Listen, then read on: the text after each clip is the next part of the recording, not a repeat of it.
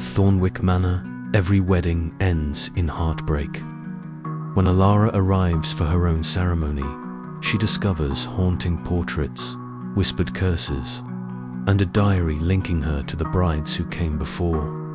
Each page, each shadow hints that she is not just a guest in the manor, but a part of its tragic legacy. Will she find love, or become another lost bride in Thornwick's endless cycle of sorrow?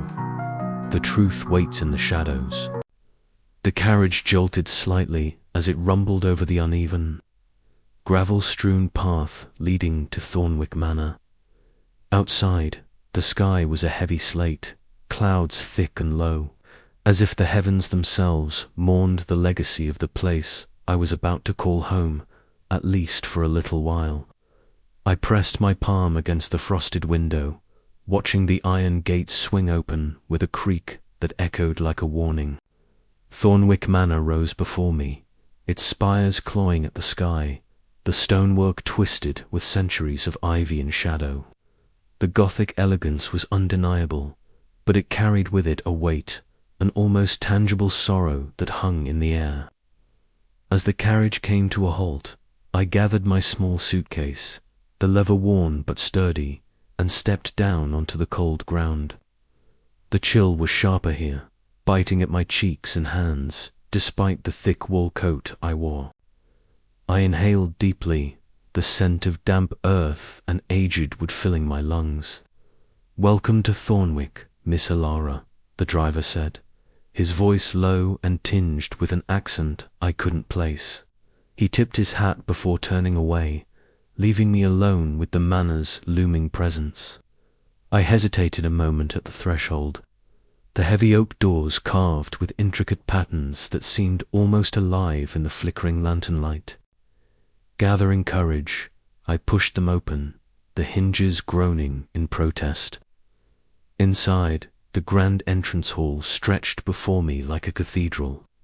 High vaulted ceilings rose above, supported by stone arches adorned with faded tapestries and wrought iron chandeliers dripping with crystals that caught the firelight.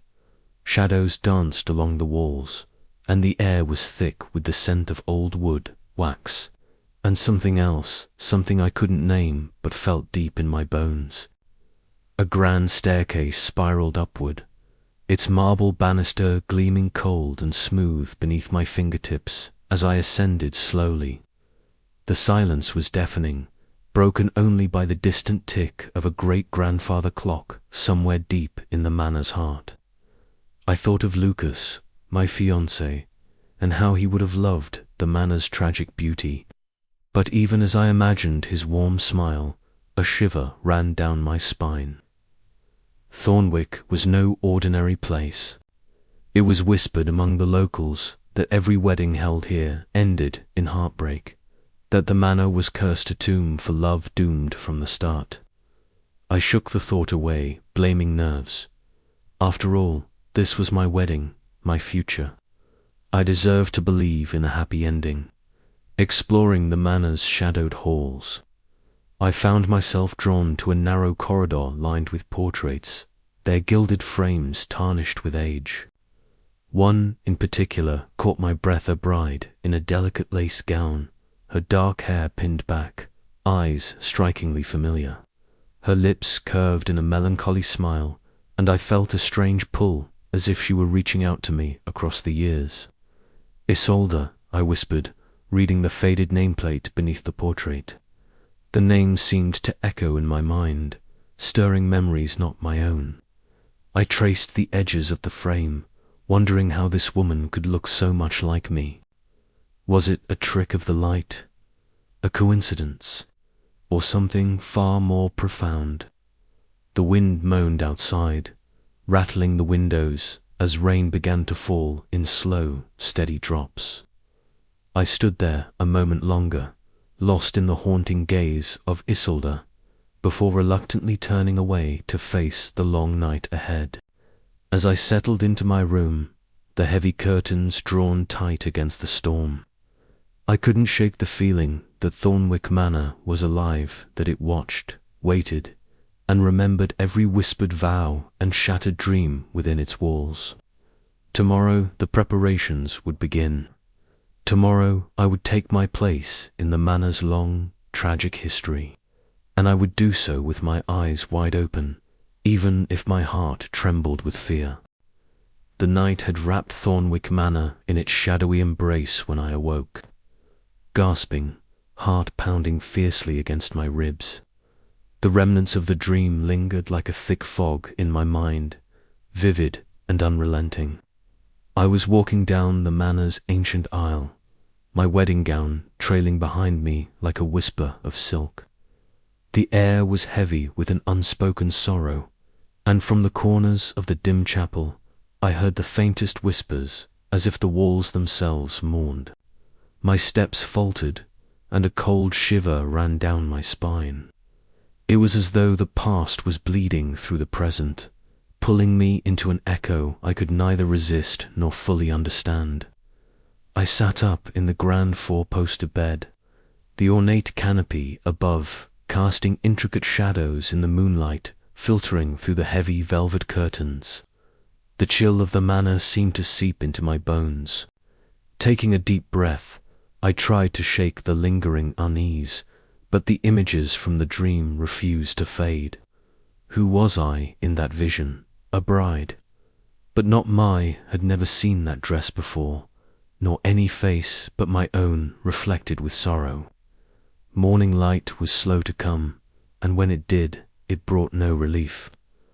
Breakfast was a quiet affair, the manor's ancient halls echoing with the soft clinks of china and the low hum of distant conversations. Lucas sat across from me, his brow furrowed with concern as I recounted the dream.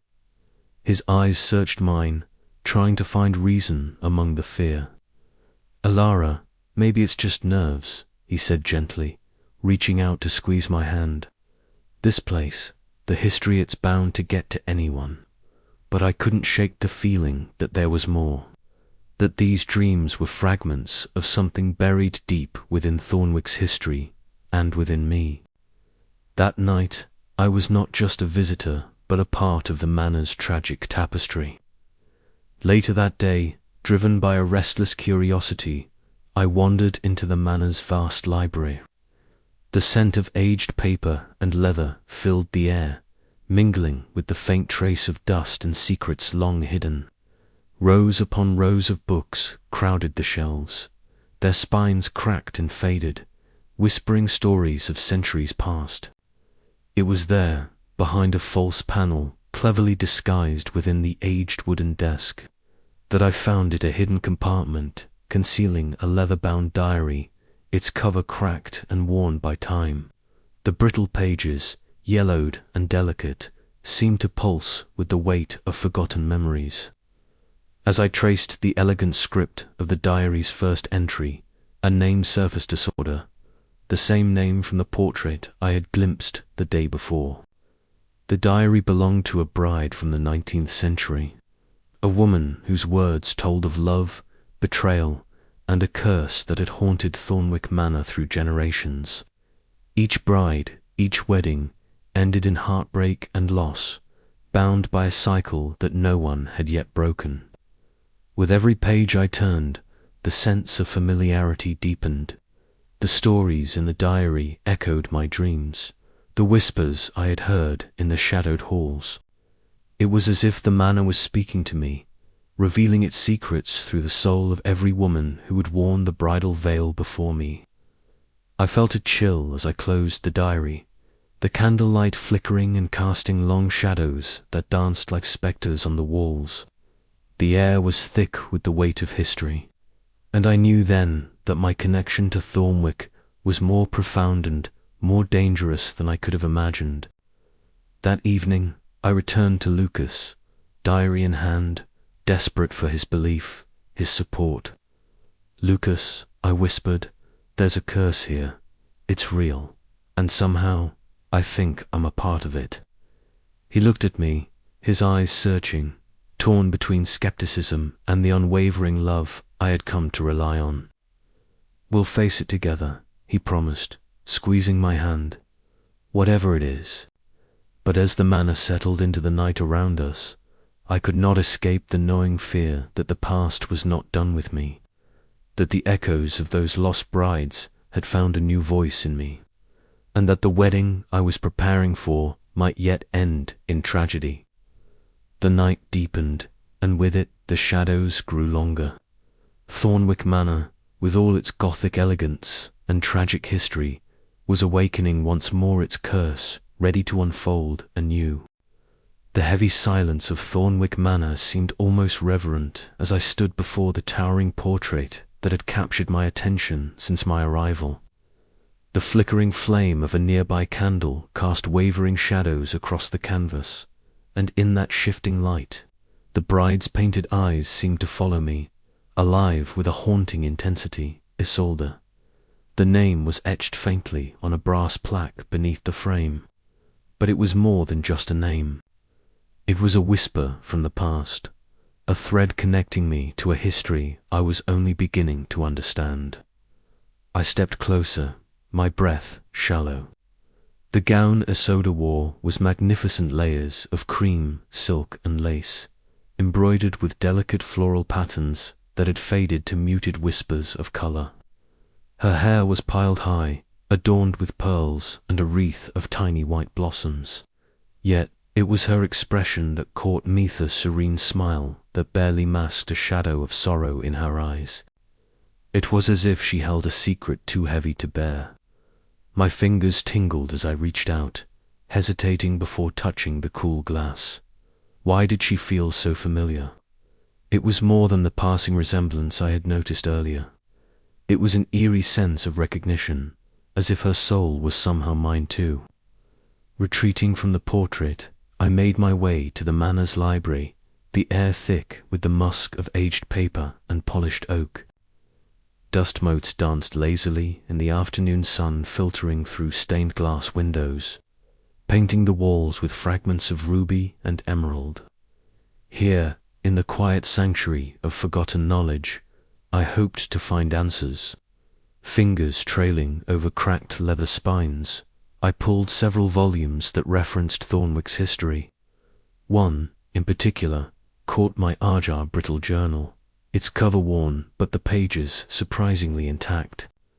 The handwriting was elegant, looping with a grace that spoke of a bygone era. As I read, Isolde's voice emerged from the ink, a chronicle of love and despair. Her words told of a wedding day filled with hope, soon overshadowed by betrayal and heartbreak. The curse was not just rumor. It was a legacy of pain passed through generations. Each bride who walked the manor's halls was bound to the same tragic fate, doomed to relive sorrow until the cycle was broken. And the most chilling revelation was the hint that the same soul was reborn time and again, destined to suffer the same heartbreak in endless repetition. My heart hammered as the pieces fell into place.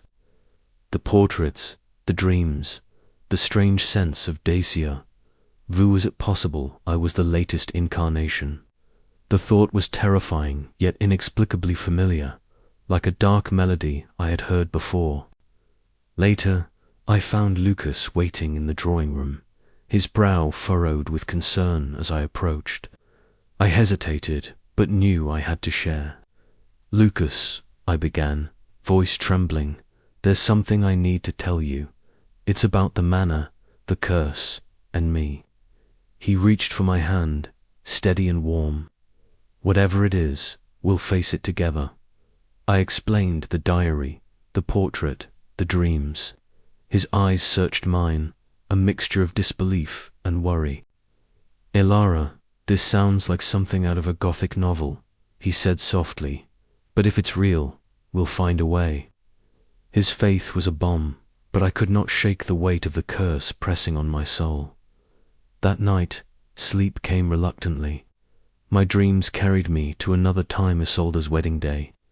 The manor was resplendent, draped in white and gold, but the festive air was laced with tension.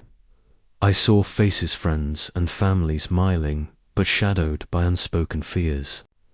Whispers curled through the halls like smoke, and beneath the joy, A dark thread of betrayal wound its way through the celebration.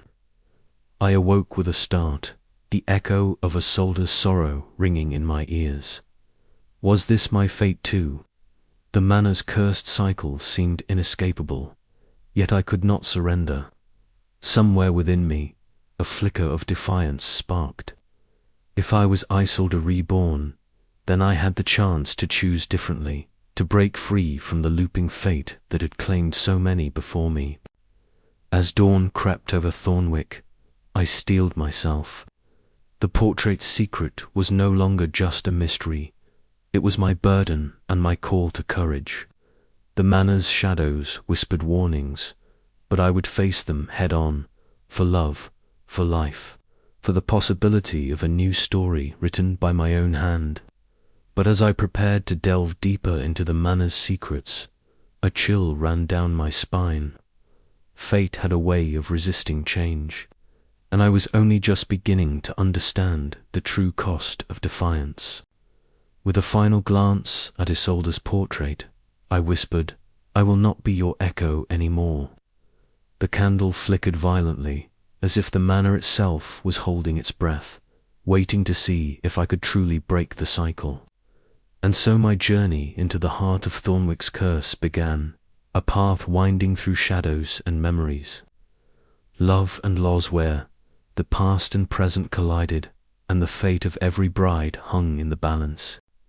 The moment I stepped into the dim corridor of Thornwick Manor, a chill brushed against the nape of my neck, as if the very walls whispered secrets meant only for me.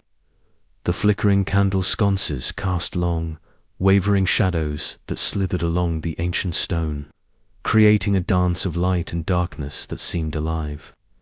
I paused, heart pounding, straining to catch the softest murmur or whisper that slipped through the silence like a breath of the past. The voice was barely audible, a sigh carried on the cold air, elusive yet unmistakable. I spun around, eyes scanning the empty hallway, but there was no one. Only the heavy silence answered me, thick and suffocating. My pulse quickened, a mixture of fear and fascination pulling me deeper into the manor's embrace. I moved forward, each step echoing softly, the ancient floorboards groaning beneath my weight. The air grew colder, and a faint scent of faded roses and damp earth curled around me. It was a scent I recognized from my dreams, the scent of Thornwick's forgotten brides. Reaching the grand library, I found it shrouded in shadows. The towering shelves laden with dusty volumes that seemed to watch me with silent judgment. It was here that Mr. Hawthorne awaited. He stood by the fireplace, his figure stoic against the flickering flames, eyes reflecting a depth of knowledge and sorrow. "You're feeling it, aren't you?" His voice was low, gravelly, yet compelling. The whispers, the shadows. "Thornwick does not forget, neither do you." "What do you mean?" I asked, swallowing the lump in my throat. He stepped closer, the firelight tracing the sharp angles of his face. "You carry the weight of many brides before you, Elara. Their hopes, their heartbreaks, their fates intertwined with yours." A shiver ran through me as his words settled. The portraits, the dreams, the strange pull of the minaret was all connected. Am I cursed like them? The question escaped on a shaky breath. "The curse is not so simple," he replied, eyes darkening. "It is a cycle, a loop of love and loss. You are both the key and the captive." I wanted to protest, to deny the growing dread threatening to consume me, but the truth in his gaze was undeniable. And yet, beneath the fear, a stubborn ember of defiance sparked within me. I would not be a victim. Later that night, as a cold wind rattled the window panes of my chamber, I sat by the tall sash window, watching the moonlight spill over the manicured garden. The velvet curtains swayed softly, and from somewhere deep within the manor, the faint strains of a piano melody drifted through the halls, haunting, beautiful, and achingly sad. I wrapped my arms around myself, feeling utterly alone yet inexplicably connected to the countless souls who had walked these halls before me. Footsteps approached, gentle and familiar. Lucas appeared, his eyes full of concern but steady as ever. "Elara," he whispered, "this place, it's trying to break us, but we're stronger." I rose, stepping into the moonlight with him. Our hands met, trembling but resolute. "I don't want to lose you," I said, voice thick with emotion. "You won't," he vowed, tightening his grip. "We'll face this together, no matter what shadows come." In that moment, beneath the watchful stars and the bloom of nightshade flowers, hope flickered. But even as we clung to each other, I knew Thornwick Manor was far from done with me. The whispers would continue, the shadows would deepen, and the curse was waiting. But so was I, and I was ready to fight. The heavy silence of Thornwick Manor's library seemed to press in from all sides as I settled into a corner, the flickering candlelight casting dancing shadows across the spines of forgotten tomes. The scent of aged paper and melting wax mingled with the faint mustiness of disuse, but I barely noticed. My fingers trembled slightly as I turned the brittle pages of an ancient ledger. The script faded, but still legible enough to reveal the manor's dark, tangled history. For hours, I pored over the records, piecing together fragments of lives long lost to tragedy. Each entry, each faded photograph, whispered secrets of weddings that had ended in heartbreak and death. But one story stood out, a tale of forbidden love and bitter betrayal that seemed to echo through the manor's very walls. I read of a young bride, much like myself, whose love had been forbidden by the rigid social codes of her time. Her heart belonged to a man deemed unsuitable by her family, and in the shadows of Thornwick, their love blossomed in stolen moments beneath moonlit skies. But that love was shattered by a cruel betrayal, not by the man she loved, but by someone close to her, someone she had trusted. The curse, I realized with a sinking heart, was not born of random misfortune. It was a wound inflicted by treachery, festering through the centuries and binding every bride to a fate of sorrow. A soft knock broke my concentration, and I looked up to see Lucas standing hesitantly at the library's entrance. His eyes held concern, and when he stepped inside, he closed the door with a gentle click, shutting out the oppressive silence of the manor. "Elara," he said softly, crossing the room to sit beside me. "You've been here all day. What are you hoping to find?" I hesitated, the weight of what I had discovered pressing heavily on my chest. "Answers," I whispered. "I need to understand where this curse began, if it can be broken." Lucas reached out, taking my hand in his. His touch was warm and reassuring, a steady anchor in the storm of my thoughts. "Whatever it is, we'll face it together." His words kindled a fragile hope inside me, but the manor was never far from its shroud of darkness. That evening, during a modest pre-wedding celebration in the grand hall, the air was thick with polite laughter and the clinking of glasses beneath glittering chandeliers. Yet, as I mingled among the guests, a sudden shift caught my attention. A fleeting shadow flickered across the stained glass window, casting a jagged pattern of darkness across the polished floor. A chill ran down my spine. The manor was reminding me that its grip had not loosened. Later, seeking clarity, I found myself wandering the stone corridors until I came upon the caretaker. His presence was a constant enigma. His sharp eyes seemed to see through the manor's facades and into its soul. "You seek the truth," he said quietly when I approached, his voice barely above a whisper. "But the truth is a double-edged sword. To break the curse, you must confront the pain it was forged from." I nodded, the weight of his words settling deep within me. What must I do? He looked away, the flicker of candlelight catching the lines etched into his face. Face the betrayal. Face the past. Only then can the future be yours. That night, as I lay awake, listening to the wind sighing through the manor's ancient windows, I understood that love and pain were entwined in Thornwick's history. My love for Lucas was fierce and true, but the shadow of the curse loomed over us like a gathering storm.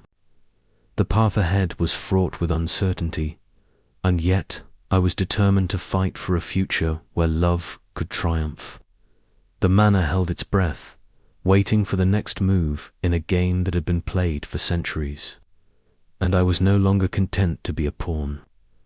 As dawn approached, the first light of day barely touching the horizon, I knew that unraveling the curse was not just a matter of history, was a test of courage, of heart, and of the unyielding strength of forbidden love.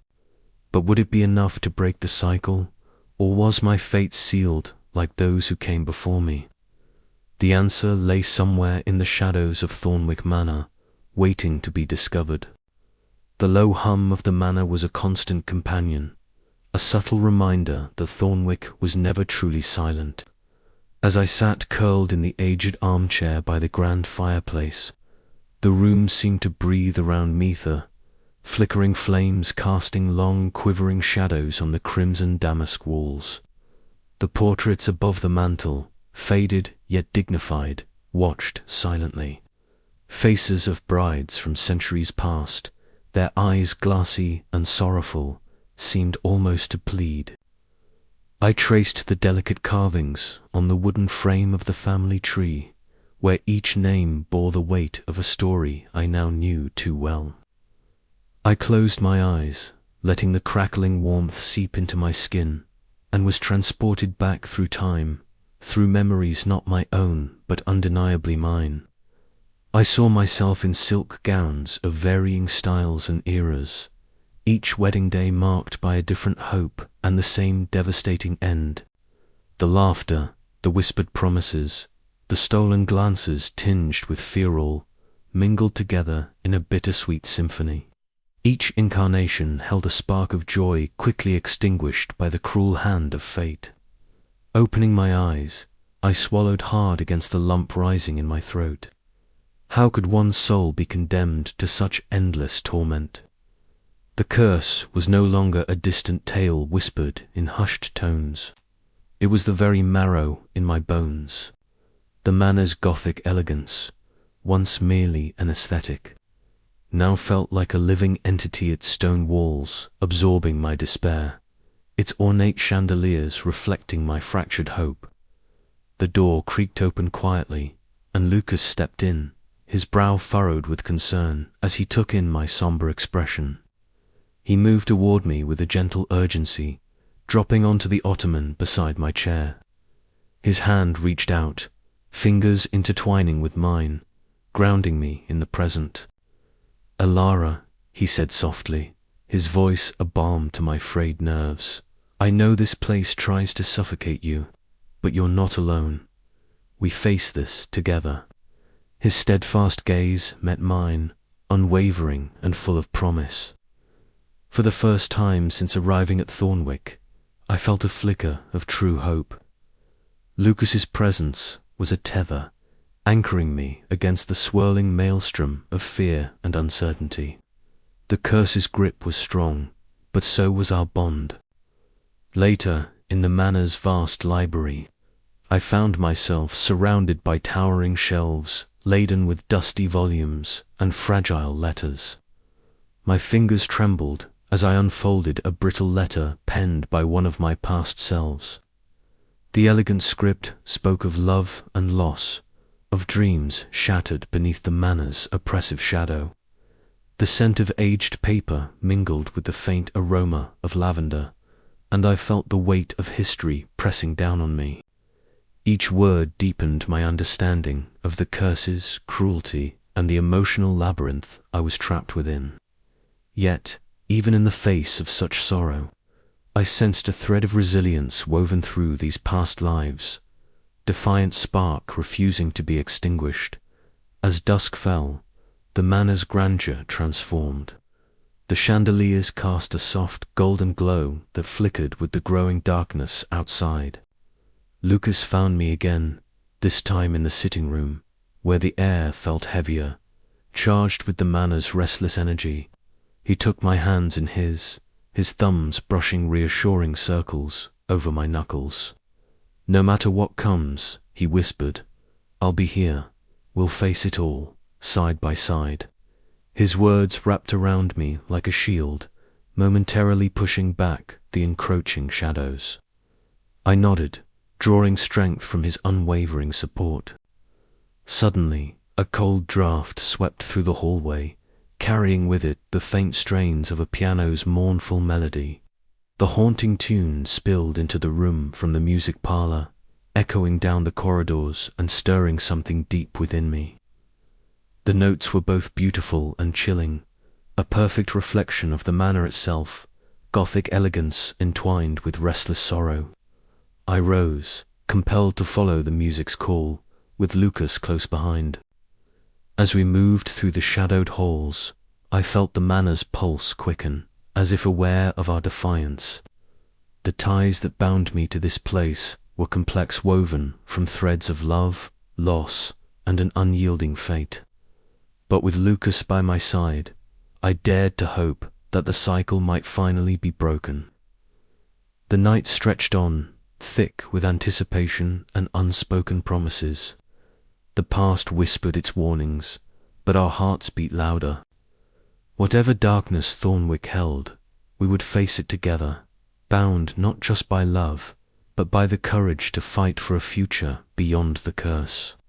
Yet, as the piano's last note lingered in the stillness, I couldn't shake the feeling that the manor was watching, waiting to test the strength of our ties that bind. The sky was bruised with the bruising purples and greys of an impending storm as Thornwick Manor seemed to hold its breath in the gathering dusk. I stood just inside the grand foyer, the chill of the evening creeping past the heavy oak doors I had only moments before shut behind me.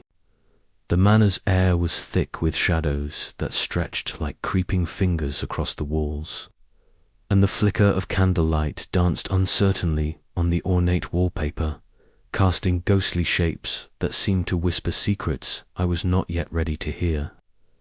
It was then the door groaned open again, the ancient hinges protesting, and a figure stepped inside. A man, tall, with silver-streaked black hair and piercing grey eyes that seemed to see right through the gloom and into the marrow of the manor itself. He wore a long, dark coat that swayed behind him like a shadow given flesh timeless, and just as foreboding. His presence shifted the atmosphere, a subtle but unmistakable weight settling over the room. Elara Thornwick, his voice was low, measured with a tone that brooked no denial.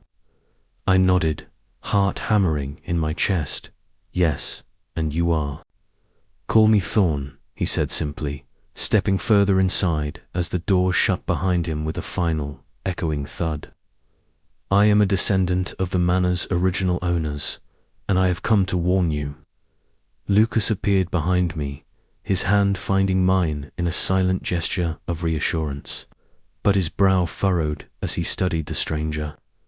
"Warn us about what?" Mr. Thorn's eyes held a storm of their own as he spoke. "The curse that binds Thornwick Manor. It is older and darker than even you have imagined." We moved to the library, a cavernous room lined with shelves sagging under the weight of leather-bound tomes and forgotten memories. Mr. Thorn unfurled an ancient map across the oak table, its edges yellowed and brittle.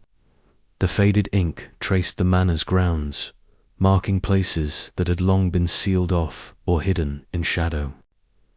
"These markings," he explained, tapping a trembling finger on a particular spot, "are places where tragedy has struck again and again.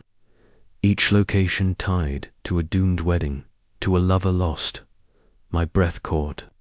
The weight of his words pressed down on me like the heavy velvet curtains that framed the stained glass windows. A part of me wanted to believe him, to grasp at the thread of hope that maybe understanding the curse's origin could give us the power to break it. Yet another part recoiled, fearful that this visitor was but another dark piece in the manor's deadly puzzle. Lucas's hand tightened around mine, grounding me. "We'll face this together," he said quietly, but I saw the doubt flicker in his eyes. Later, beneath the towering stained glass window that spilled fractured light across the cold stone floor, I confronted Lucas. "Can we trust him?" I asked, voice barely above a whisper. "How do we know his intentions?" He looked down, the rain casting a silvery sheen on the glass behind him. "I don't know," he admitted. "But right now, we have no choice but to listen." The tension between us was a fragile thread, fraying under the weight of fear and uncertainty. The forbidden nature of our love, already tested by the manor's dark history, now faced new opposition, not from the curse alone, but from mistrust and the unknown. When night fell fully, I found myself drawn to the cold garden, where the nightshade blossoms bloomed with a spectral glow beneath the moonlight. The scent was at once intoxicating and deadly, beauty and danger intertwined as tightly as my heart and fate. The visitor's warning echoed in my mind, a quiet drumbeat against the silence. I was alone with my thoughts, the wind whispering through the branches, carrying with it the promise of trials yet to come.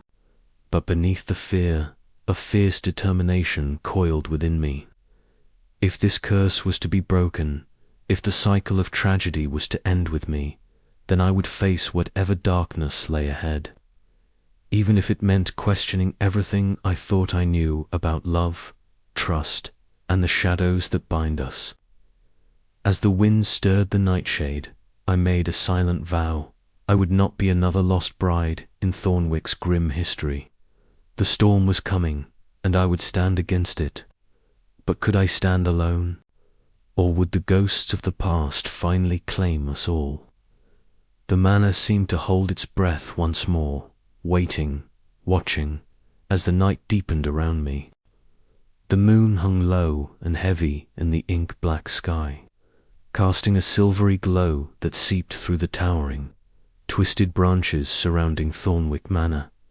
As I wandered the shadowed grounds, the manor's oppressive magnificence weighed on my chest like a leaden shroud. I needed to escape the suffocating walls for just a moment, to find a place where the past's grip might loosen, even if only slightly. My steps led me to a rusted gate, half hidden beneath crawling ivy and thorny vines. The wrought iron was cold and intricate, curling into dark floral patterns that seemed to pulse with some latent life under the moonlight.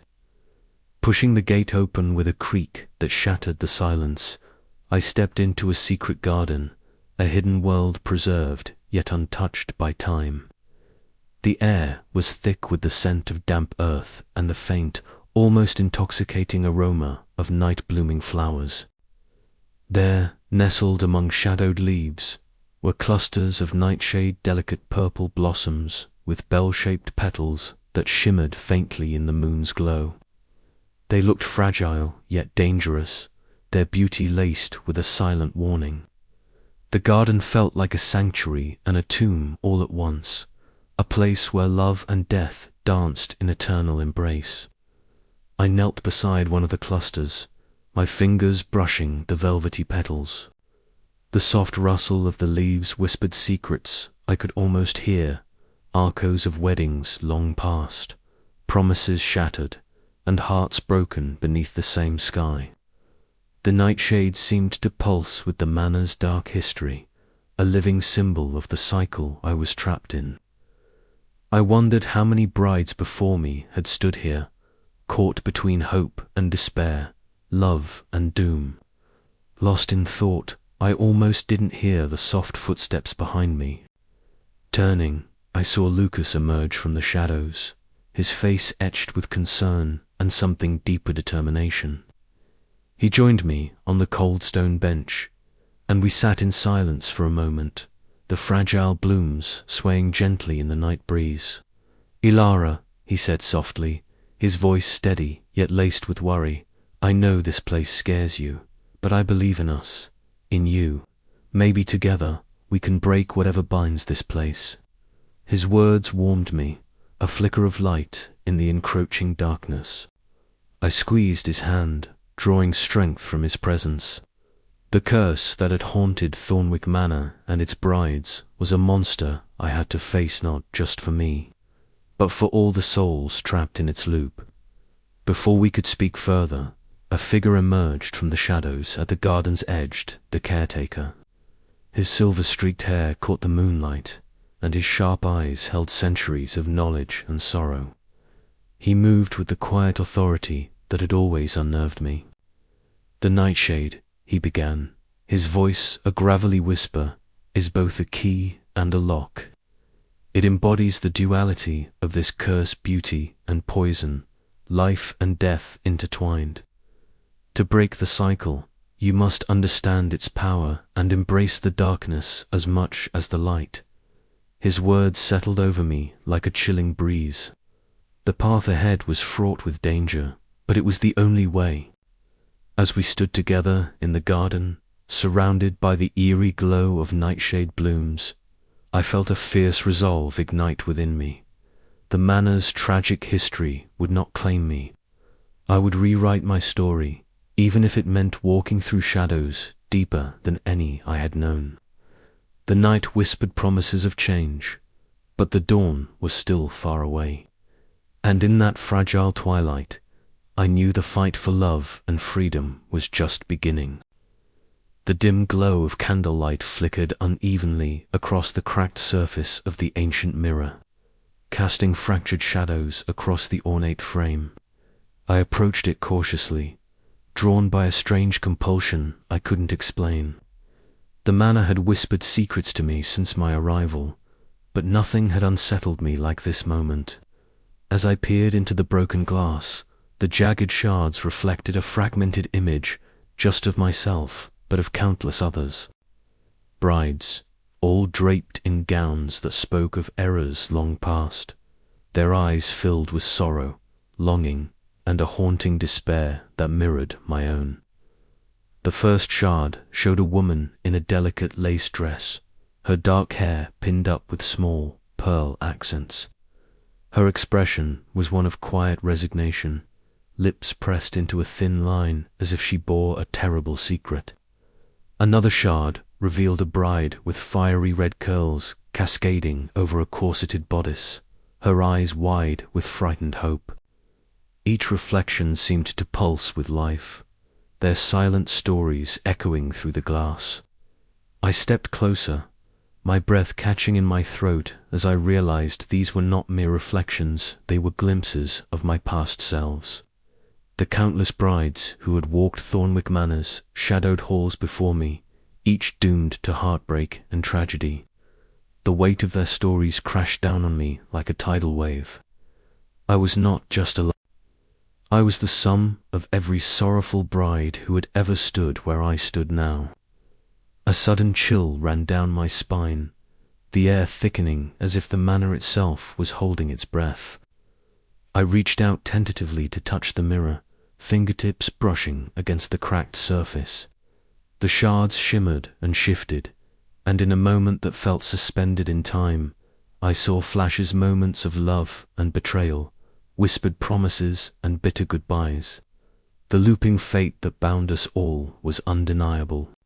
Elara. Lucas's voice was soft but steady behind me. I turned to see him standing in the doorway, concern etched across his features. He crossed the room swiftly, closing the distance between us. "Are you all right? You look like you've seen a ghost." I swallowed hard, trying to find words that would make sense of the chaos inside me. I think I am. I saw them, Lucas, all of them, the brides who came before me. Their faces, their pain. It's like they're trapped in this manor, and somehow I'm part of that cycle. He took my hands in his, grounding me amid the storm. You're not alone in this. We'll figure it out together. His reassurance was a lifeline, but the visions clung to my mind like shadows. I recounted the fragmented memories, the whispered promises, the betrayals, the moments when hope had flickered and died. Each shard of reflection was a thread in the tapestry of my soul, tangled and worn by centuries of suffering. As the candlelight flickered, the shadows danced wildly on the walls, blurring the lines between past and present.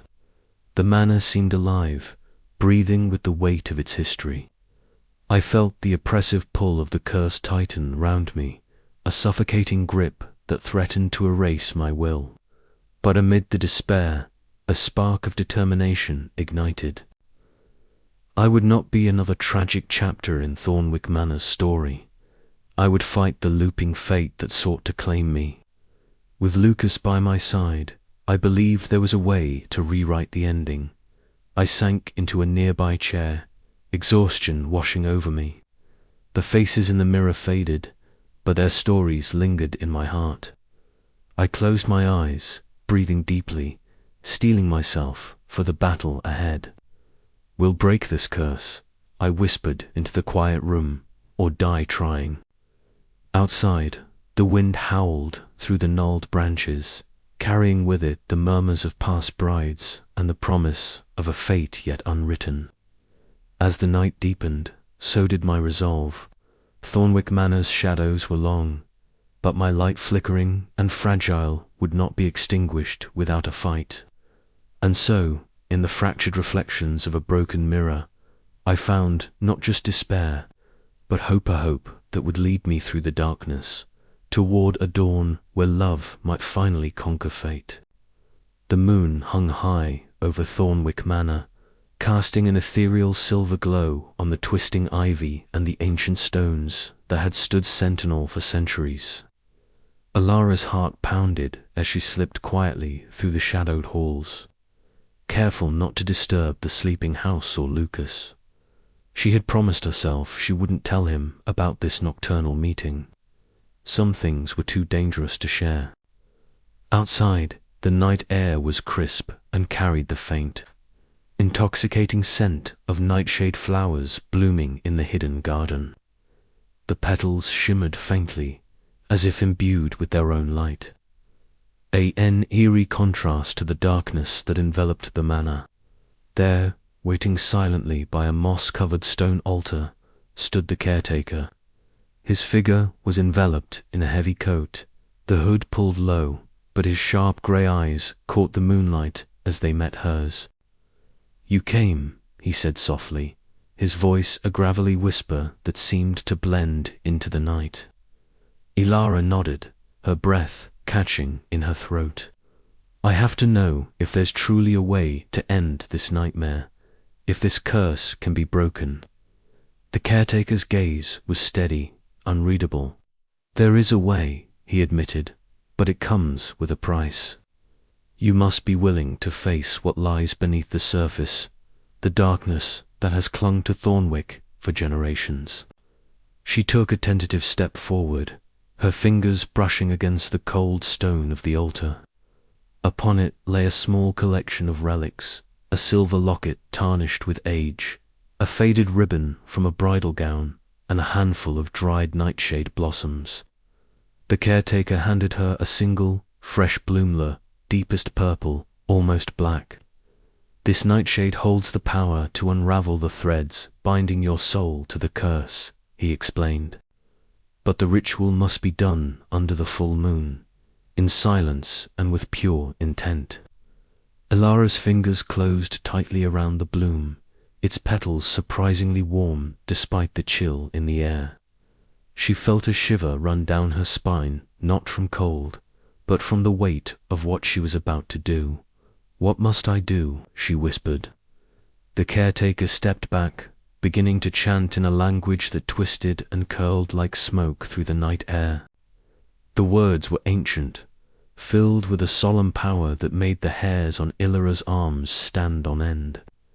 She repeated the incantation softly, her voice trembling yet resolute. As the ritual unfolded, the garden seemed to hold its breath. The scent of earth and decay mixed with the sweet, poisonous aroma of the nightshade. Shadows lengthened and danced, as if the manor itself watched, waiting. Elara felt energy build within her, a fierce, aching surge that threatened to overwhelm her senses. Images flashed behind her closed eyes, brides from centuries past, their faces pale and haunted, their whispers echoing promises and regrets. She saw Isolde's sorrow, felt the sting of betrayal that birthed this curse. Tears slipped down her cheeks, mingling with the cool night air. She clenched the nightshade bloom tighter, willing herself to endure. "I will not be another lost soul," she vowed silently. When the caretaker finally ceased his chant, a heavy silence settled over the garden. The ritual was complete, but the air remained thick with tension as though the curse had heard her defiance and was preparing its response. "You have taken a dangerous step," the caretaker warned quietly. "The path ahead will not be easy, and the shadows will not release you without a fight." Elara nodded, steeling herself against the fear that threatened to consume her. "I have to try, for Lucas, for myself, for all of us." The caretaker gave a slow, approving nod before retreating into the darkness, leaving Elara alone beneath the moon's watchful eye. She lingered a moment longer, breathing in the heavy night air, then turned back toward the manor. Inside, laughter drifted down the halls, carefree and unaware of the storm gathering just beyond the veil of their reality. As Elara crossed the threshold, a solitary tear traced a cold path down her cheek. She carried with her a secret heavier than the nightshade's poison and a hope that this time love might triumph over fate. But as the manor's ancient walls seemed to pulse with a knowing silence, Elara couldn't shake the feeling that the curse was far from finished. The night drew on, thick with promises and peril, as the midnight pact bound her fate ever tighter to Thornwick Manor's dark legacy. The heavy wooden door creaked open, its iron hinges groaning like a forgotten lament as I stepped into the manor's gallery. Dust motes danced in the slanting afternoon light that filtered weakly through stained glass windows, casting fractured colors like shards of a broken prism onto the stone floor. The air smelled of aged linen and forgotten memories, a scent I had come to associate with Thornwick Manor's haunted halls. Before me hung a tapestry so vast it seemed to swallow the wall. Its threads, faded yet stubbornly vibrant in places, wove a story both beautiful and tragic. A wedding scene unfolded in painstaking detail, brides with tear-streaked faces, grooms with clenched jaws, guests frozen in silent horror. The embroidery captured moments of joy shattered by despair, the very essence of every doomed union the manor had witnessed. I traced a trembling finger along the woven silk, feeling the raised texture beneath my touch. A chill crept up my spine. Here in the fibers was the curse itself, stitched into existence by hands long gone but never forgotten. The realization struck me with overwhelming force. The curse was not just a tale whispered in fear, but a living, breathing entity entwined with the manor's very soul. Footsteps echoed softly behind me, and I turned to see Lucas approaching, his eyes reflecting the flickering candlelight. "Elara," he said softly, "these tapestries, they're unlike anything I've ever seen." "They tell the story we all feared," I whispered. "Every bride, every wedding, every heartbreak. It's all here, forever woven into Thornwick's walls." He reached out, taking my hand in his. "But we aren't just part of the past. We can change the story." The sound of the heavy door closing sent a shiver through the room. From the shadows emerged the caretaker, his presence sudden yet quiet, like a whispered warning. His eyes, sharp and knowing, fixed on the tapestry. "You see it now," he said, voice low and gravelly. "The threads of fate that bind this place. But beware, Elara. To unravel them is to confront the darkness that gave them life." I swallowed hard, feeling the weight of his words settle deep within me. The tapestry was more than history. It was a mirror reflecting my own soul, tangled in a web of reincarnation and tragedy. Yet, beneath the dread, a spark of determination ignited. If the curse was woven into the manor, then perhaps it could be unwoven.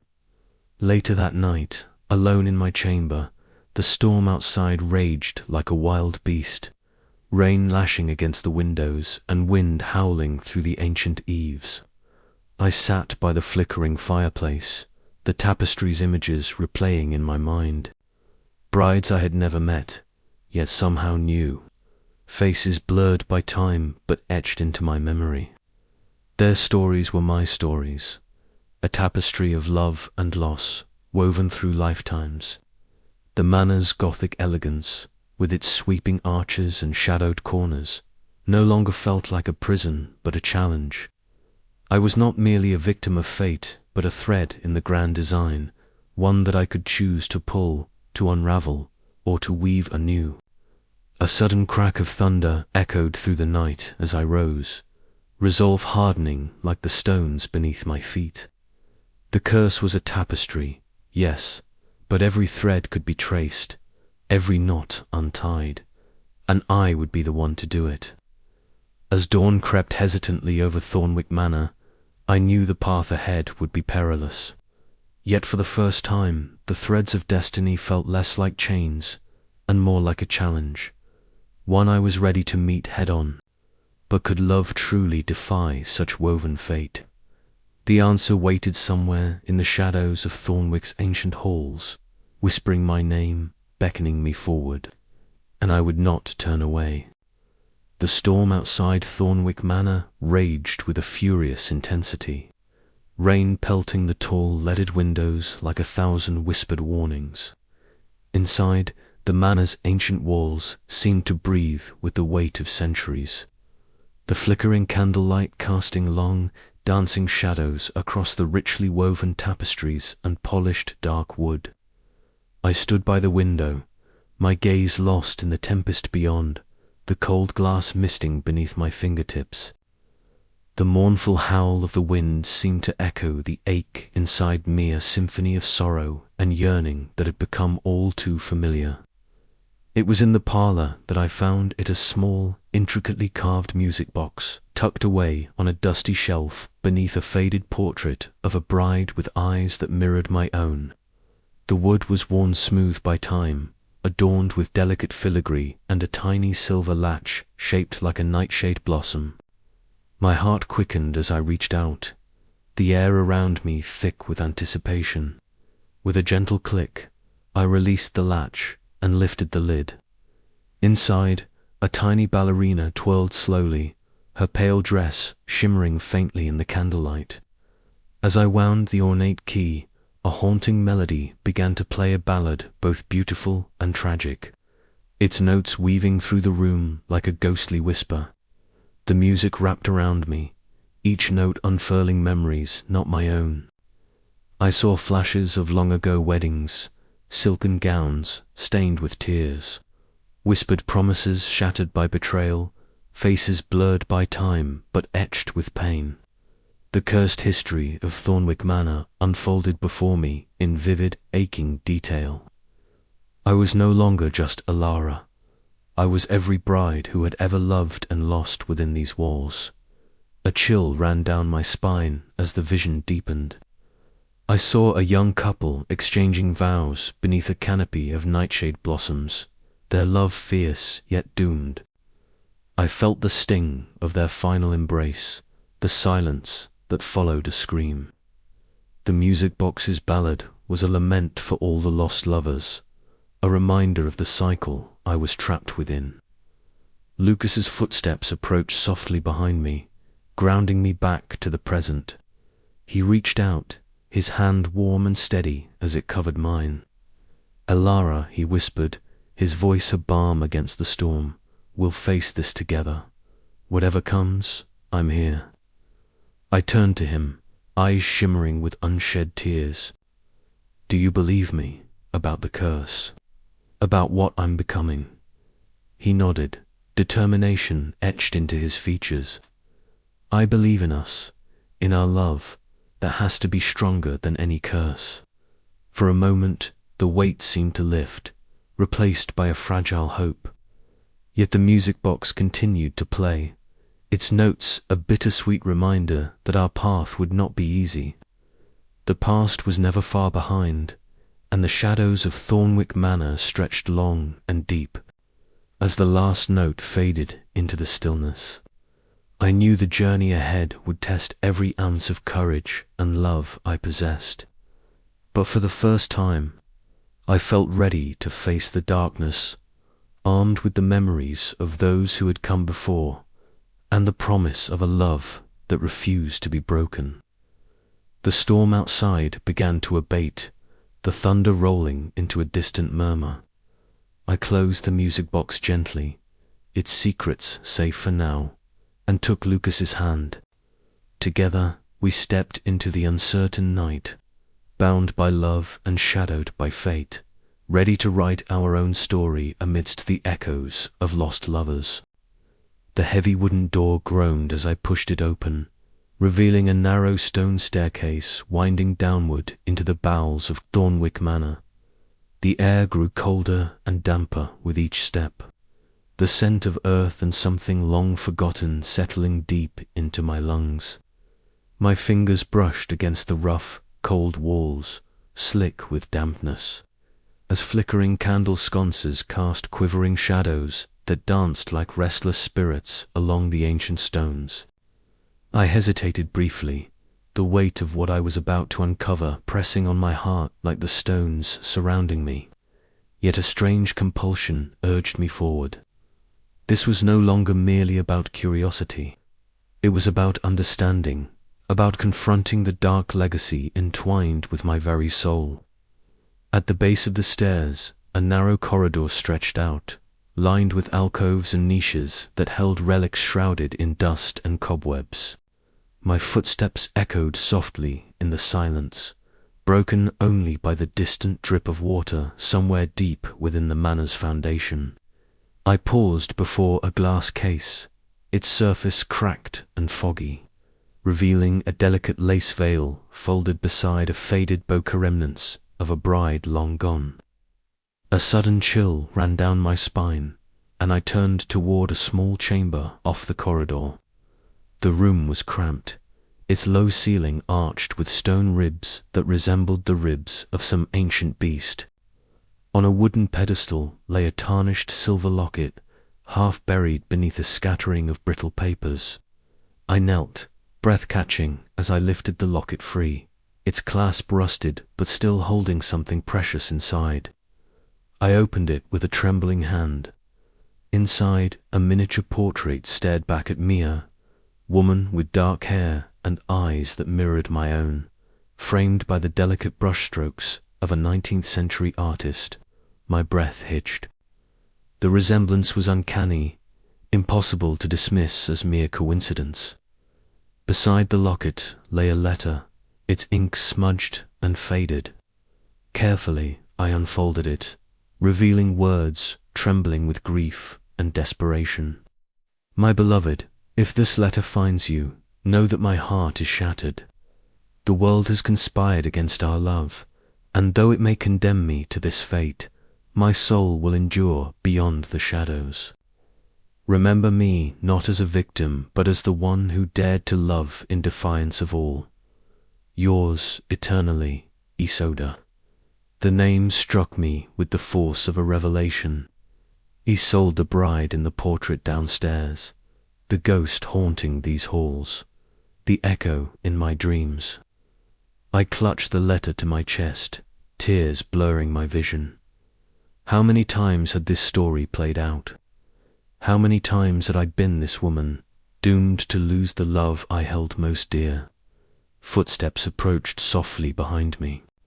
I rose to see Lucas, his expression etched with concern and resolve.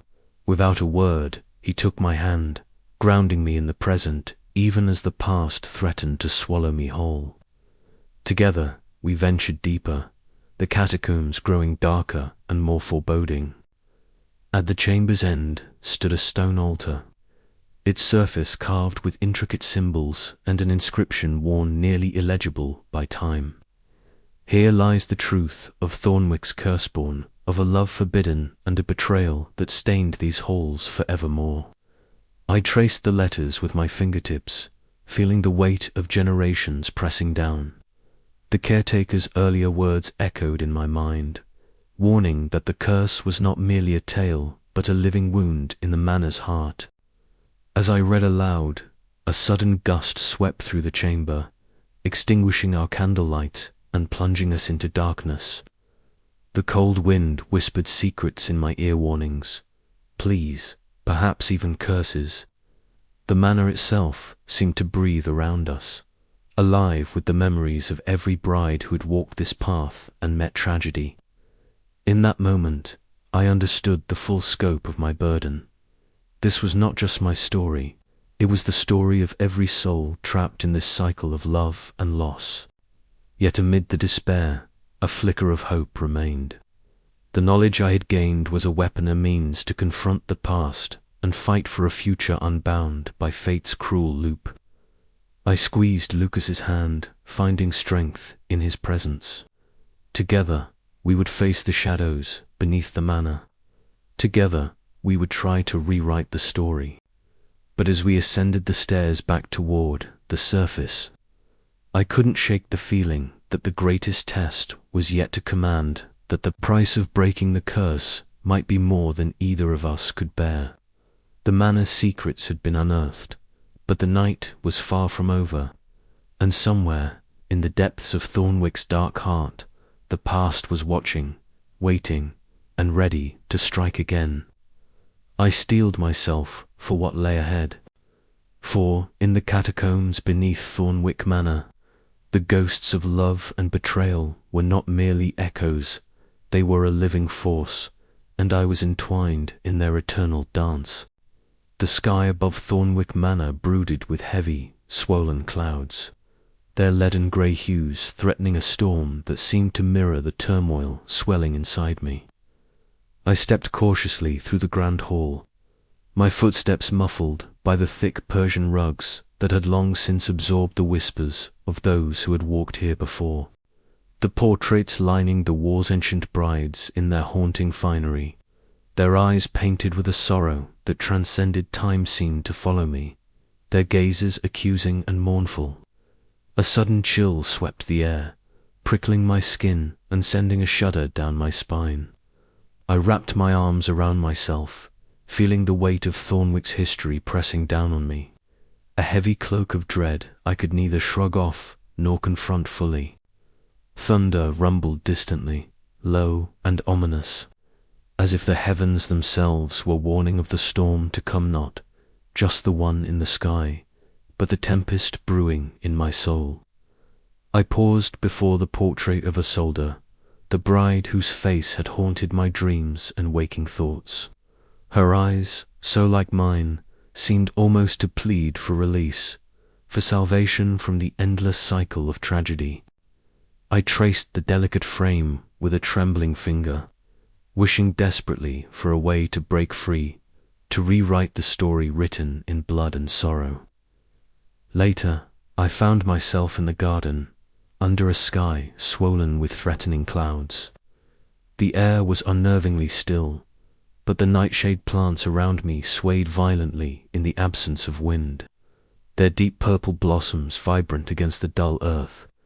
I knelt and reached out, letting my fingers brush a single flower. A sharp pulse of cold energy shot through my hand, a reminder that the nightshade was more than mere floret, was a symbol, a key entwined with the curse itself. The duality of its beauty and danger echoed the very essence of Thornwick and of my own predicament. I could feel something shifting inside me, a tension tightening like a noose. The garden's shadows lengthened as the clouds released a sudden gust, scattering petals like dark confetti in the air. I closed my eyes and breathed deeply, drawing strength from the earth beneath me, from Lucas's unwavering love that had become my anchor in this maelstrom. That evening, a dinner was held in the manor's lavish dining room, the heavy chandeliers casting fractured light across the long oak table. The room buzzed with quiet conversations, but beneath the polite chatter, I sensed a growing unease. Lucas sat beside me, his hand brushing mine under the table, a small but vital reassurance. Yet even as he squeezed my fingers, I caught the flicker of worry in his eyes, an unspoken question about the dark forces pressing in around us. Words felt heavier than usual, weighed down by the oppressive atmosphere that seemed to seep from the manor's very walls. I found myself withdrawing, the gulf between us growing despite our efforts. Our love, once a bright flame, flickered uncertainly against the encroaching darkness. When Lucas finally leaned in, his voice low and tender, "Elara, whatever comes, we face it together." I felt a fragile hope kindle in my chest. That night, sleep eluded me. I wandered the manor's labyrinthine halls until I reached the chapel, a sanctuary of cold stone and stained glass that bathed the room in fractured moonlight. I pressed my palm to the cool windowpane, watching the colors dance on the floor like shards of a broken dream. Around me, faint whispers stirred, like the sighs of brides long gone, their voices mingling with the rustling shadows. I closed my eyes and let the memories wash over my fragments of past lives, of love and loss, betrayal and sacrifice. The looping fate that bound me to Thornwick Manor tightened its grip, but within that cruel cycle, I found a growing resolve. I would not be another victim. I would fight for Lucas, for myself, and for every soul trapped in this endless night.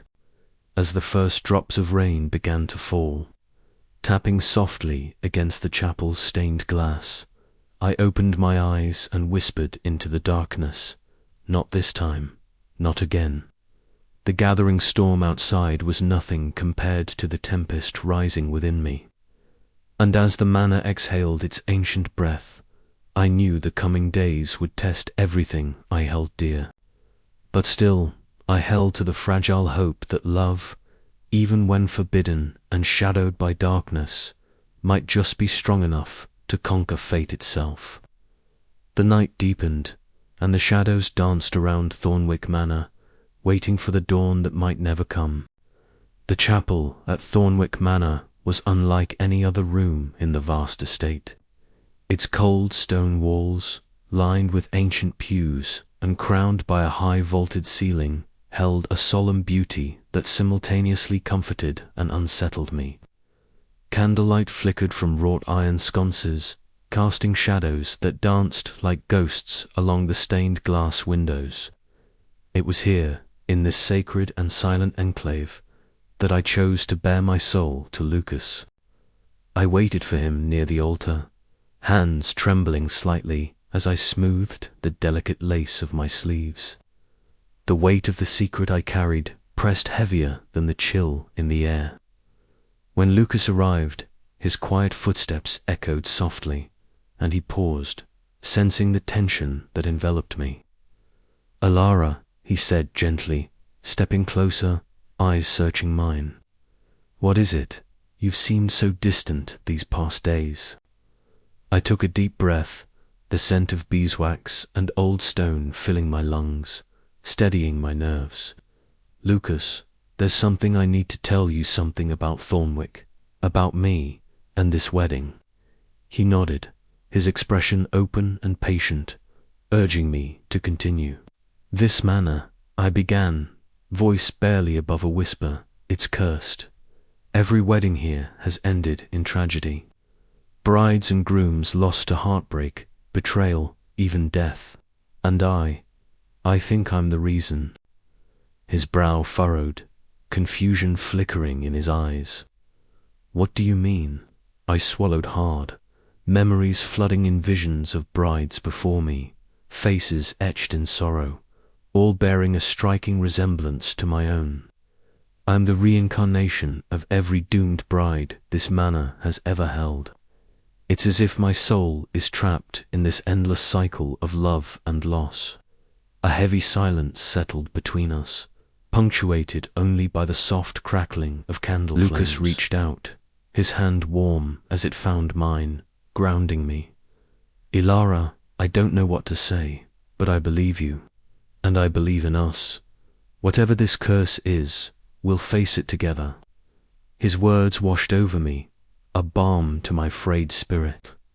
For the first time since arriving at Thornwick, hope flickered within me, not a naive hope, but a fierce, determined one. We sat side by side on the cold stone bench, the chapel's stained glass windows casting fractured hues of ruby, sapphire, and emerald across our entwined hands. It was as if the manor itself was acknowledging our fragile bond, the colors a kaleidoscope of love and peril intertwined. Lucas squeezed my hand gently. Elara, our love is forbidden by history, by fate, by the shadows of the past, but it's real, and that means it's worth fighting for. Tears pricked at my eyes, not from fear, but from the overwhelming strength in his conviction. I want to believe that we can break this cycle, I whispered. But what if the curse is too powerful? What if I'm doomed to fail? He rose, pulling me to my feet, his gaze unwavering. Then we faced that fate together. You're not alone anymore. The chapel's heavy wooden door creaked open as we prepared to leave, the cool night air greeting us like a breath of challenge. As the door closed softly behind, sealing our moment of confession and promise, a quiet determination settled within me.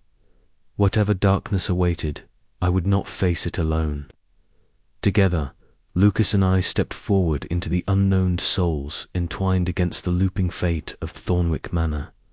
The night outside was still, but inside me a storm was gathering. Yet beneath the dread, a fragile light burned.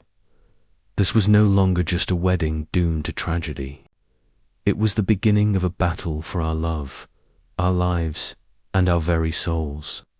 And I was ready to fight. The manor was quieter than usual that night, the kind of silence that presses against your skin like the cold touch of marble. Thornwick Manor, draped in its Gothic elegance, seemed to hold its breath as the moon climbed high above, casting long silver shadows over the stone facade. I stood at the threshold of the garden, the air thick with the scent of nightshade, both beautiful and deadly, a fitting emblem for the night ahead. The flowers bloomed faintly under the moon's pale gaze, their petals almost luminescent in the darkness. I reached out, my fingers brushing against the delicate leaves, feeling a chill course through my veins. The garden was alive with whispered secrets, the rustle of leaves in the breeze sounding like faint voices, distant and sorrowful. Closing my eyes, I let the visions come. Suddenly, I was there clad in a gown not my own, standing beneath a grand archway forged from twisted iron and blooming nightshade. The air was thick with anticipation, but it was a heavy, suffocating weight. I saw the faces of those around me, smiles masking something darker. A cold dread settled in my chest as I realized I was reliving a memory not mine, yet intimately familiar. The ceremony unraveled quickly, whispers of betrayal, a gasp, the shattering of glass. I was a bride caught in a storm of heartbreak, condemned to the shadows of this haunted manor. The vision faded, leaving me trembling in the moonlight, the garden silent once more. I swallowed hard, the taste of fear bitter on my tongue. Was this my fate? To walk these halls doomed, bound by a curse older than time itself? I had to believe otherwise. I had to believe that love or love could rewrite the story.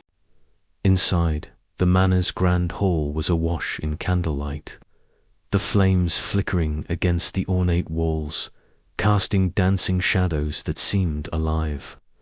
Lucas was there, waiting for me, his eyes soft and steady.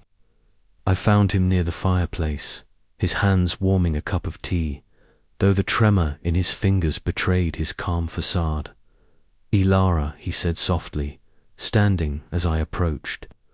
"Are you all right?" I hesitated, the weight of my visions pressing down. "I saw them again," I whispered. "The brides before me, their weddings ending in heartbreak, in tragedy. I don't know if I can escape this, Lucas." His gaze never wavered. "We'll face it together, whatever it takes." I wanted to believe him. I needed to. But the manor's shadows were long, and the night was deep. Later, I wandered the manor's corridors alone. The ancient floorboards creaked beneath my feet, each groan echoing like a lament. The scent of aged wood mingled with the ever-present nightshade, curling into the corners of my mind and stirring memories I couldn't place. Whispers brushed my ears, voices of past brides, their sorrow and hope tangled in the air. I paused before a portraiture young woman in a bridal gown, eyes haunted yet fierce. Was that me? Had I lived 1,000 lives, trapped in this cycle? Retreating to my chamber, I sought solace in preparation. My wedding dress hung heavy on the chair, a delicate laced gown that shimmered faintly in the candlelight. As I slipped it on and fastened the buttons, I caught a flicker of movement in the ornate mirror. My breath caught. The reflection shifted, not just my own face, but a sorrowful gaze trapped behind mine. A chill ran down my spine. The manor was watching, reminding me that the past was never far, but I was not helpless. I had Lucas, and I had my will. As the night deepened, so did my resolve.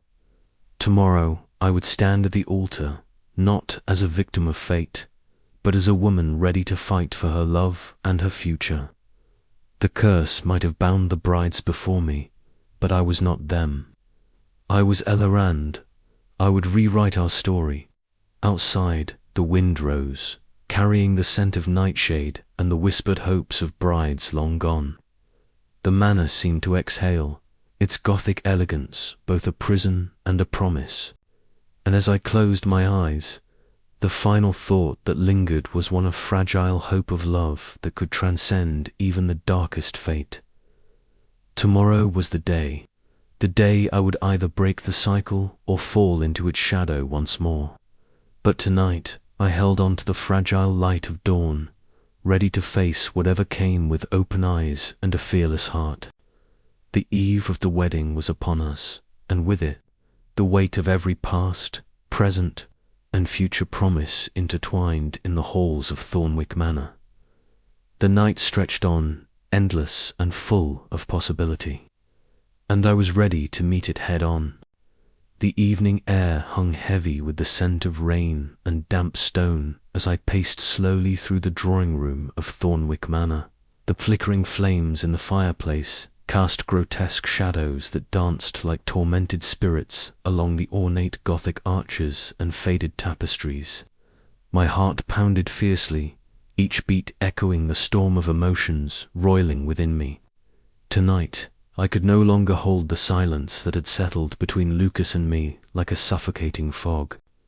He sat across from me in an old velvet armchair, his green eyes clouded with uncertainty.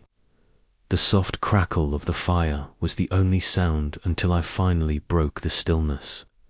"Lucas," I began, my voice trembling despite my resolve, "I need to know what you're really thinking.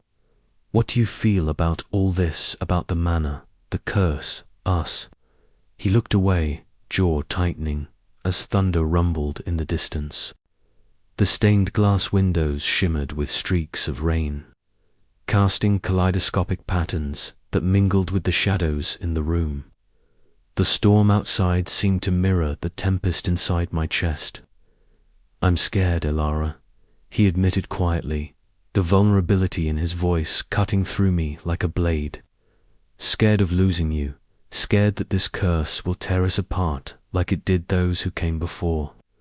I want to believe we can break it, but sometimes I wonder if we're fighting a losing battle.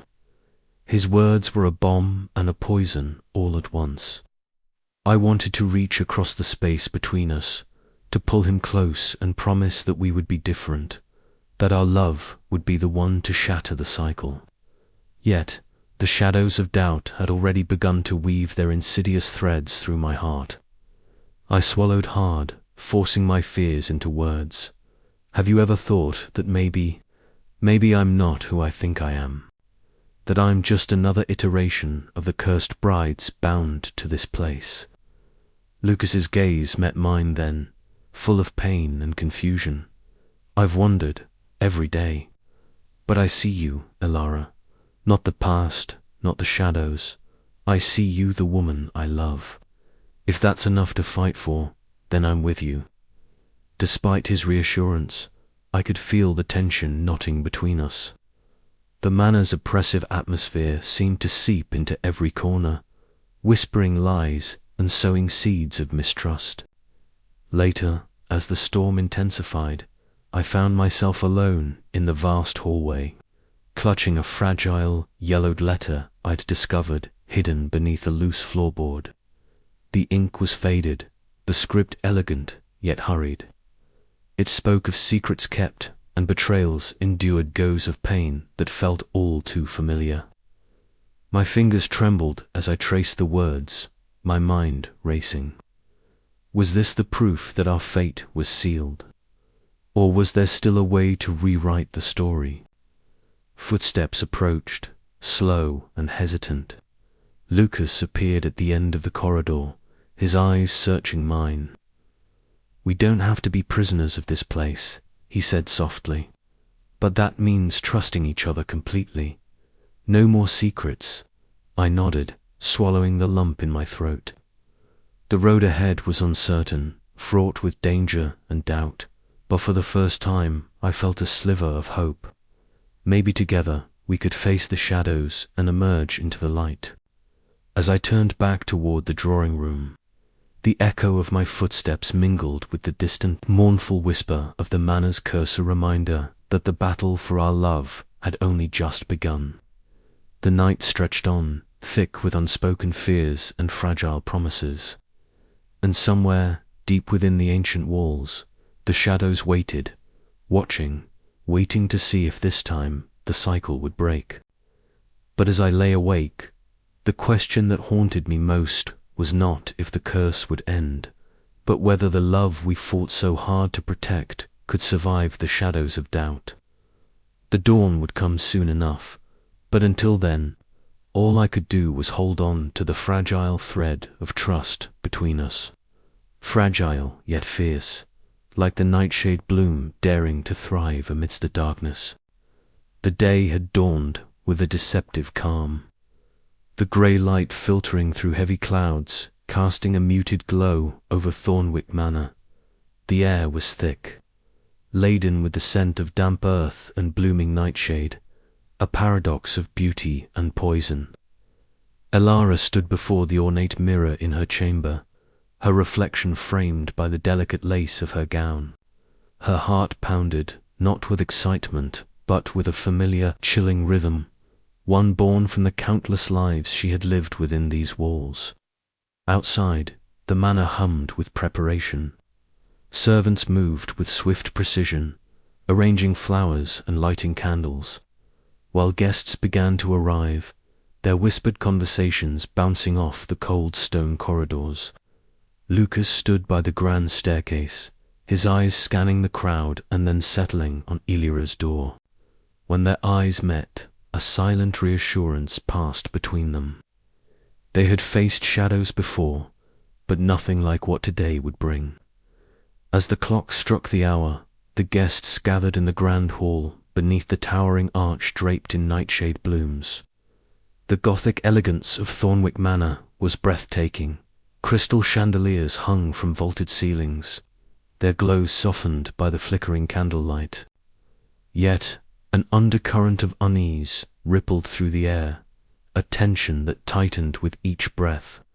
Elara stepped forward, her hand clutching the bouquet of nightshade, its dark petals a symbol of the curse she was determined to break. Lucas took her hand, their fingers intertwining firmly, a tether against the encroaching darkness. The caretaker stood silently to the side, his gaze sharp and knowing. The officiant began the ceremony, his voice echoing softly, when suddenly the candle sputtered and the temperature plummeted.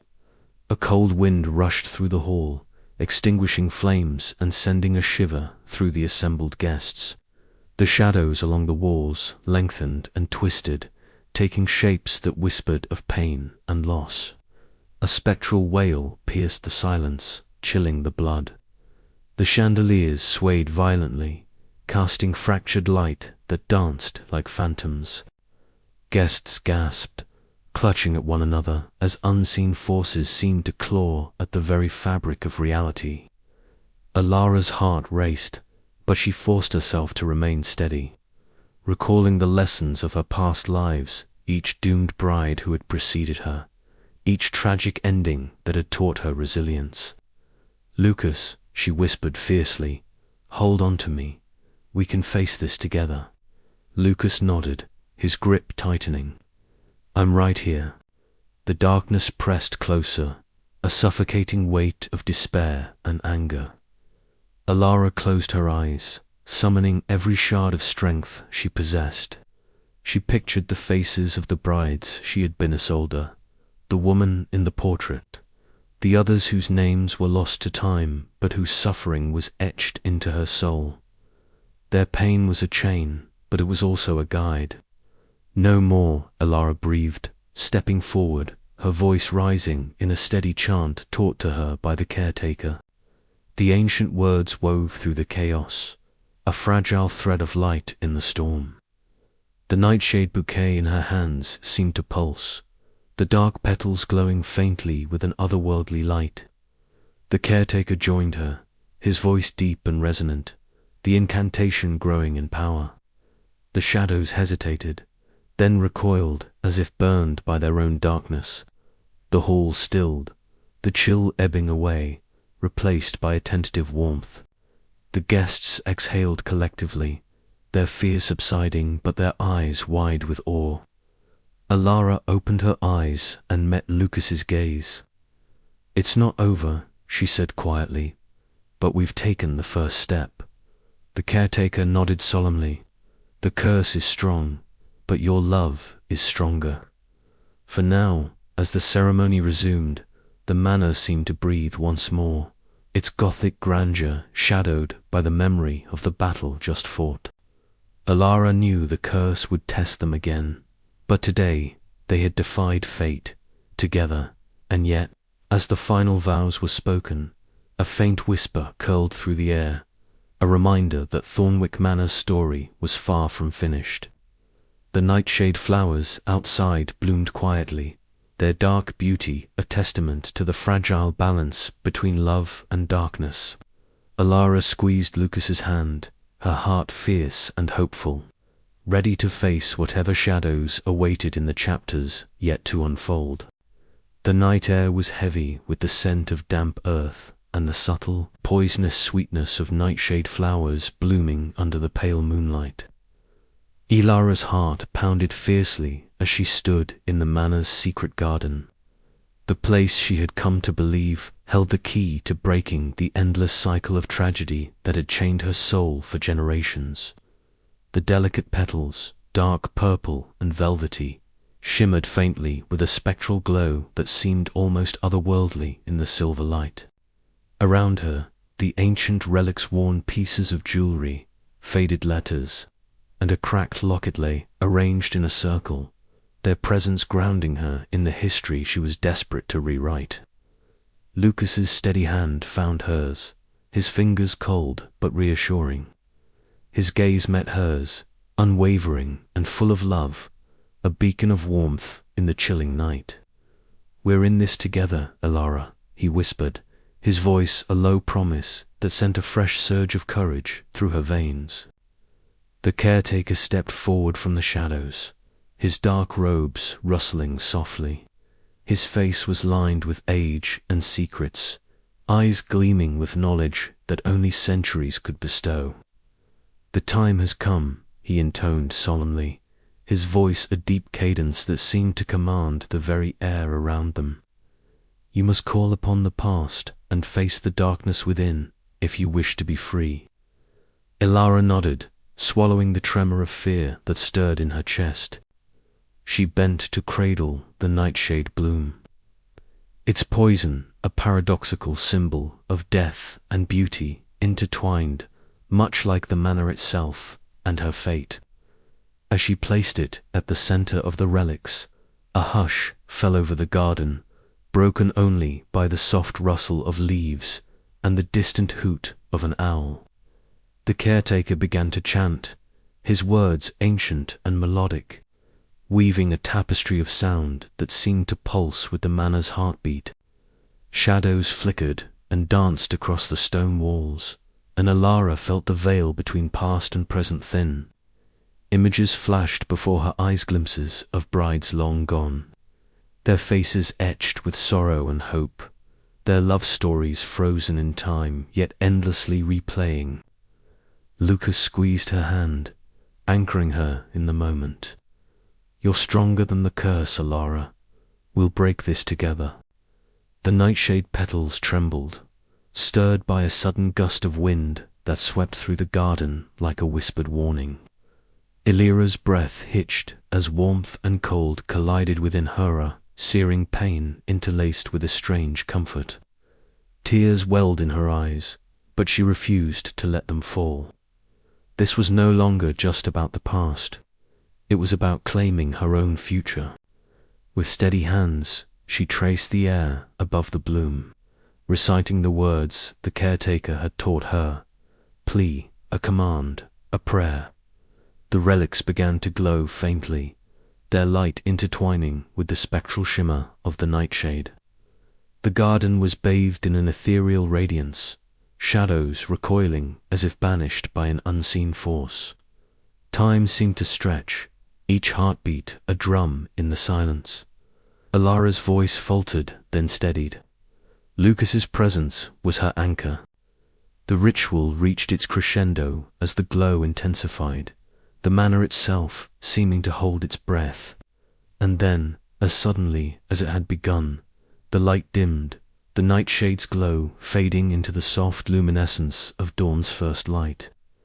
The oppressive weight that had long clung to Thornwick Manor lifted, if only slightly, and Elara felt a fragile thread of hope unfurl within her soul. Lucas pulled her close, whispering, "Whatever happens next, we face it together." Elara nodded against his chest, the echo of the past still whispering in her mind but no longer defining her. The cycle might not yet be fully broken, but for the first time she believed the future could be theirs to write. As the sun rose, casting golden light over the garden, a faint breeze stirred the nightshade flowers, carrying with it the promise of renewal. Ilara's journey was far from over, but tonight she had taken the first, bold step toward freedom. The manor's shadows lingered, but with them a new dawn beckoned her. Dawn Elara was determined to embrace. The air hung heavy in Thornwick Manor, thick with a silence that pressed against my chest like a weight. The violent storm of supernatural chaos had finally passed, the frantic energies dissipating into the shadows where they belonged. Yet the manor itself seemed unchanged, its Gothic spires and ornate windows staring down at us with the same indifferent coldness, as if the house itself was holding its breath, waiting. I sat on the faded velvet settee in the drawing room, the pale flicker of candlelight dancing across the intricate carvings and casting long, quivering shadows on the walls. The scent of extinguished incense lingered faintly, mingling with the sharp, lingering aroma of nightshade that clung stubbornly to the air. My fingers traced the delicate lace of my wedding gown, now tarnished and stained from the ritual we had performed just hours before. The nightshade bloom lay shattered nearby, its petals scattered like fragments of a broken promise. Lucas stood silently beside me, his hand reaching out slowly, hesitating before our fingers entwined with a quiet strength that steadied me. His hazel eyes searched mine, reflecting the storm of emotions that we both struggled to voice: relief, exhaustion, fear, and a fragile thread of hope. "Is it really over?" Lucas whispered, his voice breaking the suffocating silence. I swallowed hard, feeling the weight of 1,000 past lives settle upon my shoulders.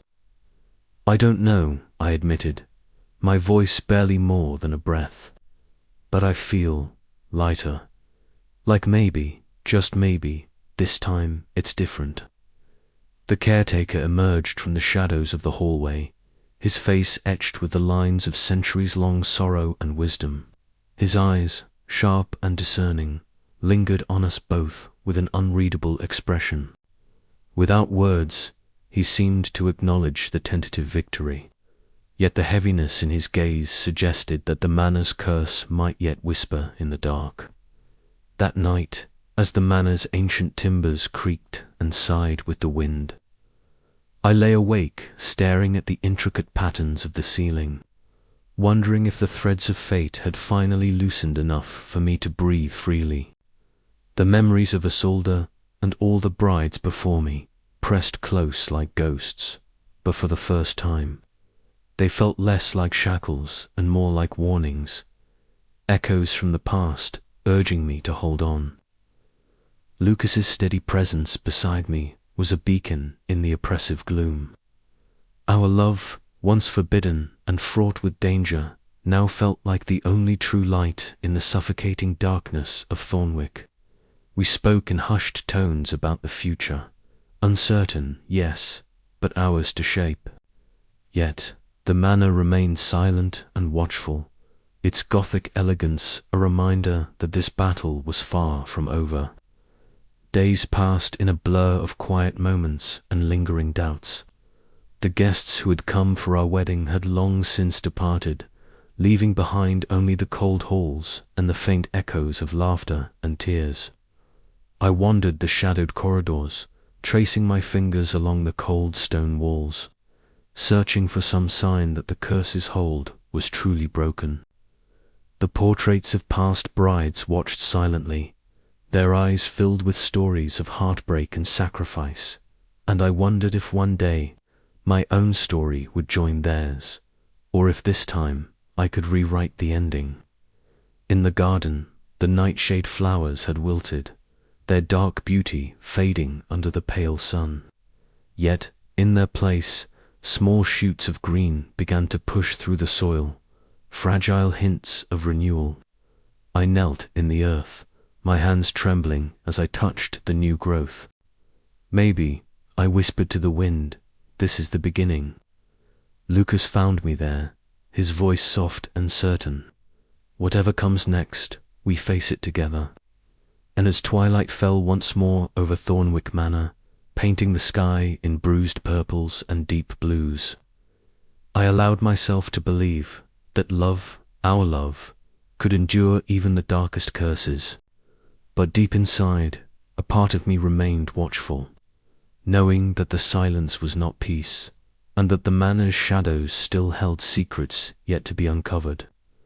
The night stretched on, rich with the scent of damp earth and fading blooms, as I prepared to confront whatever fate still awaited us.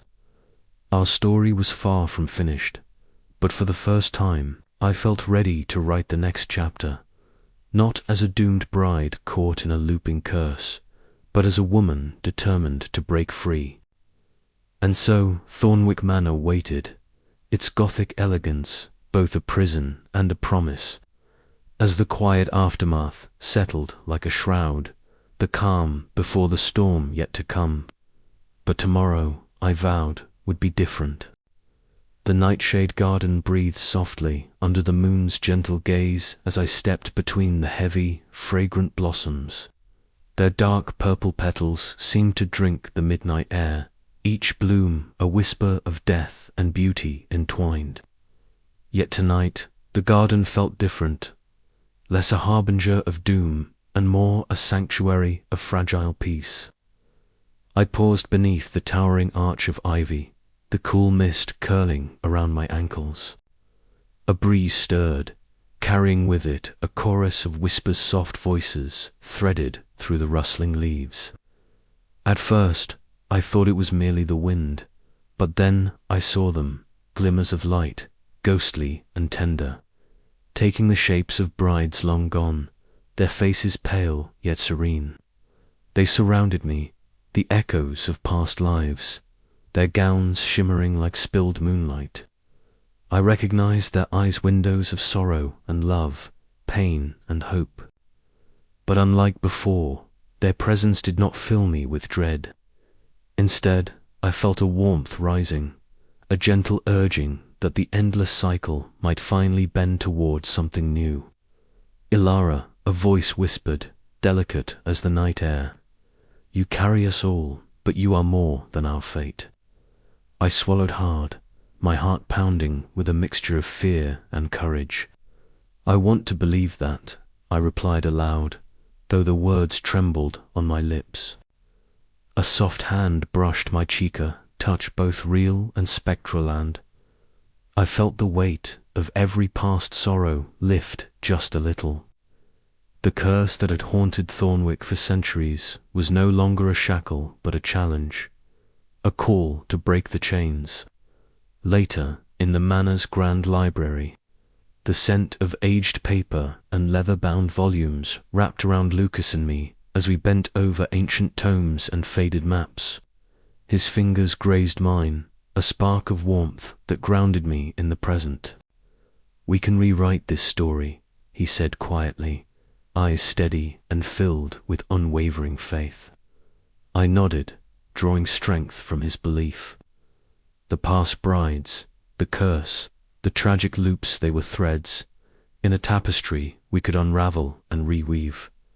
Together, as the night deepened, a sudden breeze swept through the corridors, carrying with it distant laughter and whispered names. I closed my eyes and listened, feeling the past bidding its farewell, a soft release into the ether. By dawn, we stood side by side on the veranda, the first light painting the sky in hues of amber and rose. The manor's Gothic spires cast long shadows, but ahead stretched a horizon unbound by darkness. "What do you see?" Lucas asked.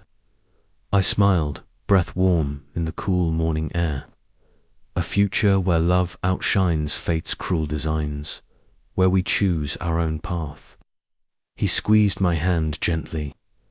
"Then let's take that step together." In that moment, the whispers of tomorrow carried a promise, fragile but unbreakable hope that even in the shadow of Thornwick Manor, love could bloom eternal. And so began our new chapter, one forged not from the tragedies of the past, but from the enduring courage to dream beyond them. The room was cloaked in shadows, save for the soft, golden glow emanating from the fireplace where Elara sat, her hands clasped tightly in her lap. Across from her, the caretaker, an enigmatic figure whose presence had grown increasingly significant, settled into his worn armchair, his eyes reflecting the flickering flames. The manor's ancient timbers groaned softly, as if leaning in to listen to the story about to be told. "You deserve to know," the caretaker began, his voice low and deliberate, carrying the weight of decades. "The truth behind Thornwick's curse is deeper than the whispered legends. It was born not of malice, but of love that dared to defy the rigid chains of its time." Ilara's heart quickened. She leaned forward slightly, eager to grasp anything that might illuminate the dark fog enveloping her fate. "Long ago," he continued, "before any bride had walked these halls, there lived a young woman named Annalise and a man named Gabriel. Their love was pure but forbidden. She was the daughter of the manor's lord, raised in gilded privilege. He, a commoner with a gentle spirit and fierce loyalty. He reached beside him, retrieving a faded, leather-bound journal from a nearby table. The brittle cover bore the scars of age, the edges frayed and delicate. Opening it carefully, he revealed pages filled with delicate ink, sketches, portraits of Annalise and Gabriel, their faces etched with longing and defiance. Annalise kept this diary, the caretaker explained, chronicling their secret meetings in the Nightshade garden, the very one you discovered. Their love blossomed beneath those poisonous blooms, beautiful yet dangerous. Elara traced the images with her eyes, feeling an ache that transcended centuries. The garden had always felt like a place of paradox, death, and life entwined. Now she understood why. But the world was unforgiving, he said, voice thickening. The lord of the manor, the woman's own father, discovered their secret. In a fit of rage and fear for his family's honor, he forbade their union, threatening exile and disgrace. Outside, thunder rolled, and the rain lashed at the manor's tall windows, the storm mirroring the turmoil of the tale. One fateful night, the caretaker whispered, as if afraid the walls themselves might hear. Annalise and Gabriel planned to escape, to defy the fate forced upon them. But betrayal lurked close. A trusted servant, loyal to the Lord, revealed their plan. The lovers were separated violently, their hearts shattered. Elara swallowed hard as the caretaker paused, the weight of sorrow hanging thick in the air. Annalise's grief was so profound it stained this manor. Her spirit, bound by heartbreak and injustice, refused to rest. The caretaker's gaze met Elara's, steady and grave. You, Elara's, carry her soul within you. The cycle of tragedy repeats because the pain remains unresolved. Tears pricked Elara's eyes, but beneath the sadness stirred something fiercer, determination burning hotter than the hearth's flames. Is there a way to end it? She asked, voice trembling yet resolute. He nodded slowly. To break the curse, you must embrace the love that was denied. Confront the shadows of the past, and rewrite the ending that was stolen from Annalise and Gabriel. It will not be easy, and the path is fraught with peril. But love true, love has power beyond fate's cruel designs. The storm outside began to subside, the first soft light of dawn brushing the edges of the darkened sky. Elara felt the weight of centuries lift slightly, replaced by a newfound clarity. Thank you, she whispered, the words carrying a promise as much as gratitude. The caretaker's eyes softened. You are not alone, Elara. Thornwick's legacy is yours to shape. As the morning light filled the room, Elara rose, the echoes of the caretaker's tale settling in her heart like a solemn hymn. The journey ahead was daunting, but for the first time, she believed she might rewrite the story not just for herself and Lucas, but for all the lost lovers bound to this place. And with that, the first step toward breaking the curse had been taken.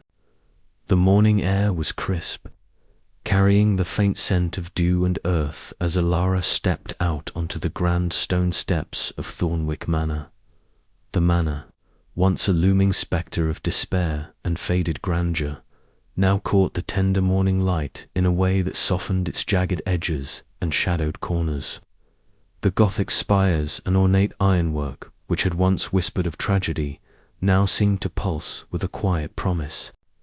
Beside her, Lucas squeezed her hand gently, his hazel eyes reflecting the golden hues of dawn. It feels different today, he said softly, his voice tinged with wonder and cautious hope. Elara nodded, her heart swelling with a mixture of relief and resolve. It does, she replied, as if the manor itself is breathing again. Together they moved forward, their footsteps echoing softly on the stone as they crossed the threshold into the grand hall. Dust hung in the air, catching the sunlight in lazy motes that danced around the towering columns and faded tapestries. The air still carried the weight of countless memories, but Elara was determined to reshape those memories, to reclaim this place. Lucas reached for the heavy velvet drapes that lined the windows, their fabric moth-eaten and dulled by time.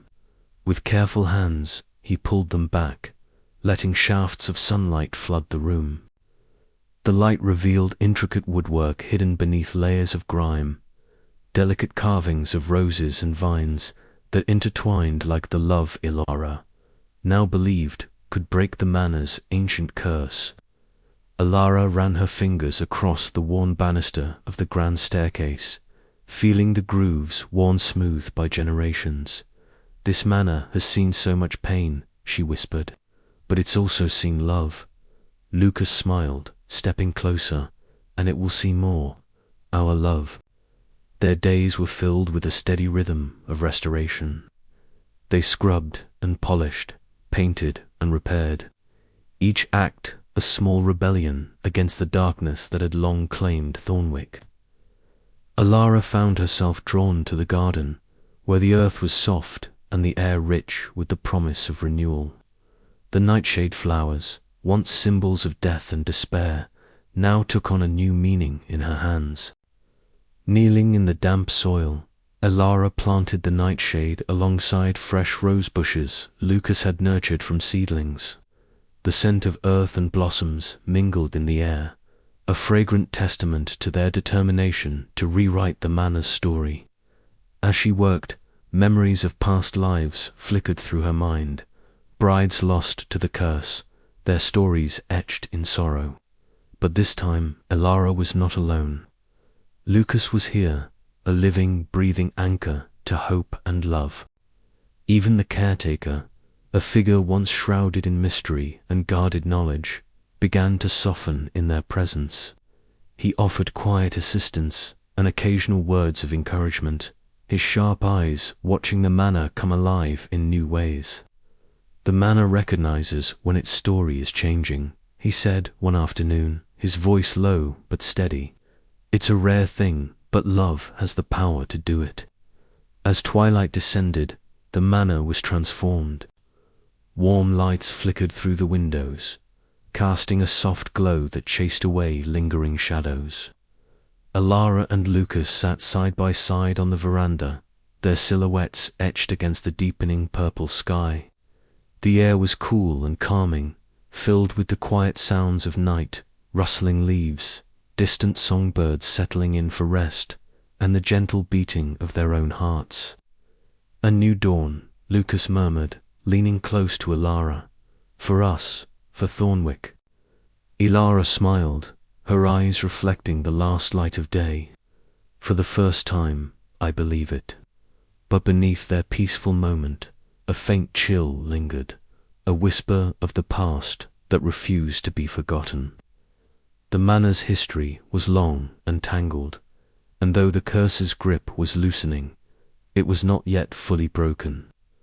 Elara knew the road ahead would not be without challenge, but with Lucas by her side and the manor slowly healing, hope was a flame they would protect fiercely.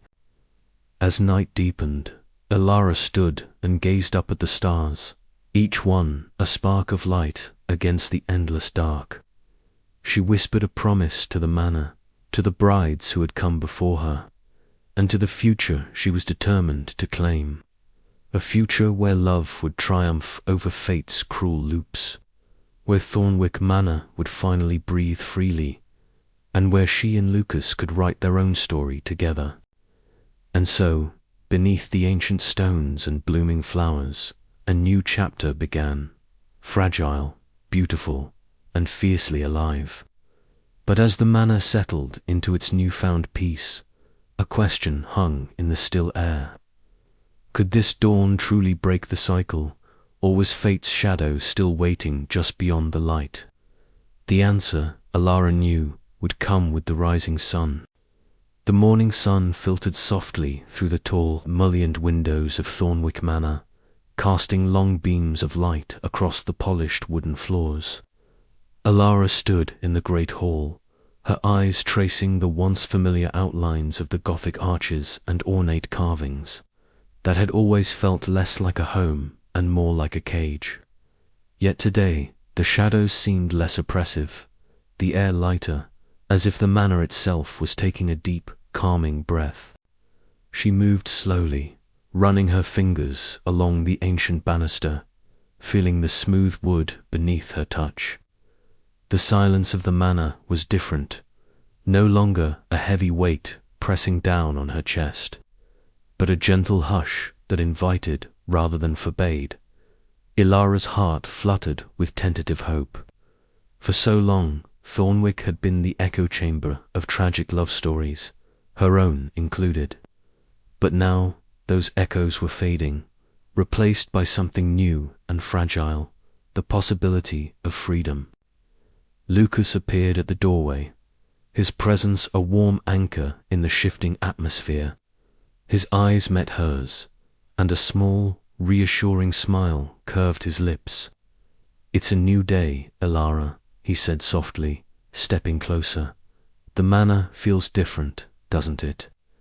She nodded, the corners of her mouth lifting in return. "It does, I think. Maybe the curse is finally losing its hold." They walked together through the corridors, the sunlight chasing away lingering shadows. Elara noticed the walls seemed to breathe with renewed life, the faded tapestries brightening, the portraits of past brides no longer gazing at her with sorrowful eyes, but with a serene acceptance. It was as if Thornwick itself was healing alongside her. Later, they ventured into the secret garden where nightshade flowers bloomed in quiet abundance. The dark purple petals glistened with morning dew, their delicate beauty a reminder of love's complex dance with death and rebirth. Elara reached out to touch a blossom, the coolness of the petals grounding her in the present. Lucas took her hand in his, their fingers intertwining naturally. "This garden," Elara whispered, "it's no longer a symbol of curse or despair. It's become a place of hope." Lucas squeezed her hand gently, just like us. Their eyes met, and in that silent exchange, all the weight of centuries seemed to lift. The future stretched before them, unmarked and inviting. Back in her room, Elara settled by the window with her journal, the pages filling steadily with reflections and plans. The voices of her past lives, the brides who had suffered here were distant now, like faint whispers on the wind. Instead, she heard her own voice, strong and clear, weaving a new narrative. She wrote of love without fear, of breaking chains forged long ago, and of the courage it took to claim happiness. Each word was a step away from shadow and toward light. As dusk fell, a gentle breeze stirred the curtains, carrying with it the scent of nightshade and fresh earth. Elara and Lucas stood side by side, looking out across the estate bathed in golden hues. The Gothic silhouettes of the manor softened against the twilight sky, no longer symbols of doom but of resilience. "We've come so far," Lucas murmured, his voice filled with awe. Elara leaned into him, her heart swelling with love and quiet certainty. "And we're just beginning." The manor, once a prison of looping fate, now stood as a testament to the power of love to break even the darkest curses. The echoes of tragedy were fading, replaced by the promise of tomorrow. But beneath the calm surface, a question lingered, unspoken yet persistent. Could their love truly endure beyond Thornwick's shadows, or would the past find a way to reclaim them? For now, though, Elara chose hope, embracing the dawn of a new legacy with Lucas by her side. The nightshade garden whispered softly in the growing darkness, its blooms a quiet witness to a love reborn. The moon hung low and luminous over Thornwick Manor, casting a silver light that danced upon the petals of the nightshade flowers blooming in the secret garden. Elara stepped carefully onto the soft earth, her white gown whispering beneath her as she moved. The garden, once a place steeped in shadows and sorrow, now shimmered with an ethereal glow, the nocturnal blossoms exuding a faint, enchanting fragrance that mingled with the cool night air. Around her, the Gothic spires of the manor loomed silently, their silhouettes softened by the moonlight, as if watching over her with a gentler gaze than before. Lucas joined her with quiet footsteps, his dark suit a stark but comforting contrast against the pale light. His eyes met hers, and in them Elara saw not fear, but an unwavering resolve that mirrored her own. The air between them was thick with unspoken words, the weight of their shared history pressing gently but persistently on their hearts. "Elara," Lucas whispered, reaching out to take her hand. His touch was warm and steady, grounding her in the moment. "No matter what this manor has tried to do, no matter the tragedies it's witnessed, I choose you, here, now, and always." Elara's breath caught, her heart swelling with a fierce mixture of hope and defiance. "And I choose you, Lucas," she replied, her voice trembling but resolute. "We will not be prisoners of this curse. Together we will rewrite our story." Their fingers intertwined, the solidity of their connection a beacon of light against the darkness that had long plagued Thornwick.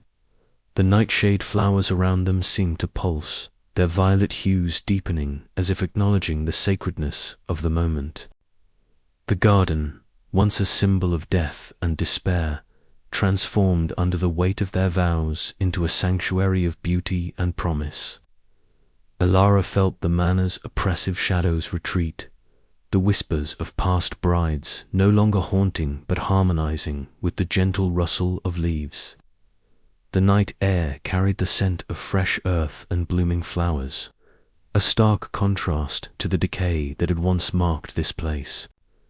It was as though the very soul of Thornwick was awakening, stirred by the courage and love of two souls determined to break free.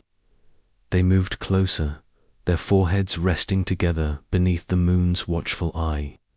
"No matter what comes," Lucas murmured, "we face it as one." Elara nodded, tears glistening like stars in her eyes. Forever, their lips met in a kiss that was both a promise and a declaration, a seal on the new path they had chosen. Around them, the nightshade blossoms shimmered faintly, alive with the magic of hope and renewal. In that moment, the past's heavy chains loosened, and the future stretched before them unknown, uncertain but theirs to shape. Together, beneath the moonlight and among the flowers that had long been a symbol of tragedy, Elara and Lucas dared to dream of a love that could conquer fate itself.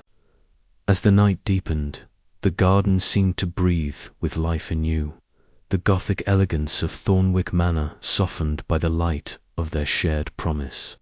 And though the shadows of the past lingered faintly at the edges, they no longer held dominion over the hearts of those who dared to stand against them. Elara looked up once more at the moon, her voice barely a whisper carried on the wind. "This is our beginning." And with that, the Nightshade garden, once a place of sorrow, became a sanctuary of hope, forever marked by a love that refused to be bound by the ghosts of yesterday. But as the moon sailed higher, a soft rustle among the leaves hinted that while promises were made, the true test of their strength was yet to come. The air in Thornwick Manor felt unusually still that evening, as if the house itself was holding its breath. I had spent hours wandering the gallery, my fingers tracing the edges of old tapestries, each thread woven with the sorrow and passion of centuries. The flickering candlelight barely pushed back the shadows, but it was enough to reveal the faded grandeur of the manor's walls. Something tugged at me, a quiet insistence, urging me to look deeper. I reached up, my hands trembling slightly, and grasped the corner of a heavy tapestry embroidered with ivy and roses. With a soft rustle, I drew it aside, revealing the surface of a large, ornate frame. The portrait beneath was covered in a thin layer of dust, but the image was unmistakable. There we were, Lucas and I, painted with a timeless grace, our faces serene and filled with a peace I had long yearned for. The artist had captured not just our likenesses, but the essence of a love that had finally transcended the shadows. The moonlight streaming through the stained glass window cast a gentle glow over the painting, illuminating the nightshade flowers entwined at our feet. No longer dark and foreboding, the blossoms seemed to pulse with quiet life, their deep purple hues vibrant against the muted background. I reached out, my fingers barely brushing the glass as a wave of emotion swelled inside me, a mixture of disbelief, relief, and something I could only describe as hope. Elara, Lucas's voice broke the silence, low and steady behind me.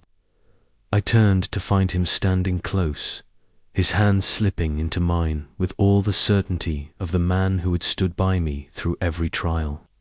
His eyes met mine, reflecting the same mixture of wonder and cautious optimism. "It's real, we did this." I nodded, unable to speak, as the weight of the moment settled over us. The portraits of past brides, their eyes filled with despair and longing, seemed to watch silently from their frames, as if acknowledging their stories had finally found an end. The curse that had gripped Thornwick Manor for centuries was no longer an unbreakable chain, but a story rewritten by our love. The caretaker appeared quietly in the doorway, his presence almost ethereal. His lined face softened in a rare smile, and he inclined his head toward the portrait. "It has waited a long time for this," he said softly, "for the curse to be lifted, for the past to be honored and released." I looked back at the painting, then at Lucas, feeling the manor's oppressive atmosphere lighten. The shadows that had haunted us now seemed less threatening, as if the house itself was breathing a sigh of relief. "We can finally move forward," I whispered. Outside, the first light of dawn began to creep over the horizon, painting the sky in delicate hues of pink and gold. Lucas and I stood by the open window, the cool morning breeze carrying the scent of nightshade from the garden below. But this time, the fragrance was different, no longer a symbol of death, it was a promise of renewal. Hand in hand, we faced the future together, the twisted fate that had bound us finally unraveled. Our love had endured the darkest nights and emerged into the lighter testament to the power of hope, resilience, and the courage to defy destiny. As the manor's ancient walls seemed to shimmer with newfound life, I knew this was not just an ending, but a beginning. Thornwick's story, once one of sorrow, would now be remembered as the place where love conquered even the darkest of curses. And as I stood there, gazing at the last portrait, the last piece of a puzzle, finally complete, he felt an unshakable certainty. This was our forever, painted in twilight hues but bathed in the dawn's gentle glow. But even as the morning light grew stronger, a small whisper of wind stirred the curtains, carrying with it a question that lingered in my heart. Could love truly rewrite the past, or was this peace merely the calm before another storm? For now, though I chose to believe in the promise before me, in the portrait that told a story of redemption, and in the man beside me who had never stopped fighting for us, together we would face whatever came next.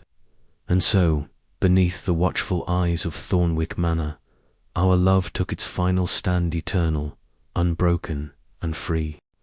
The heavy wooden door of Thornwick Manor groaned under my touch as I slid the key into the ancient lock. The metal was cold and worn, its grooves a testament to the countless times it had kept secrets and held captive the weight of sorrow that had seeped into these walls for centuries. I hesitated for a heartbeat, my fingers trembling slightly, before turning it decisively. The lock clicked open, a sound that echoed through the grand hall like a whispered farewell.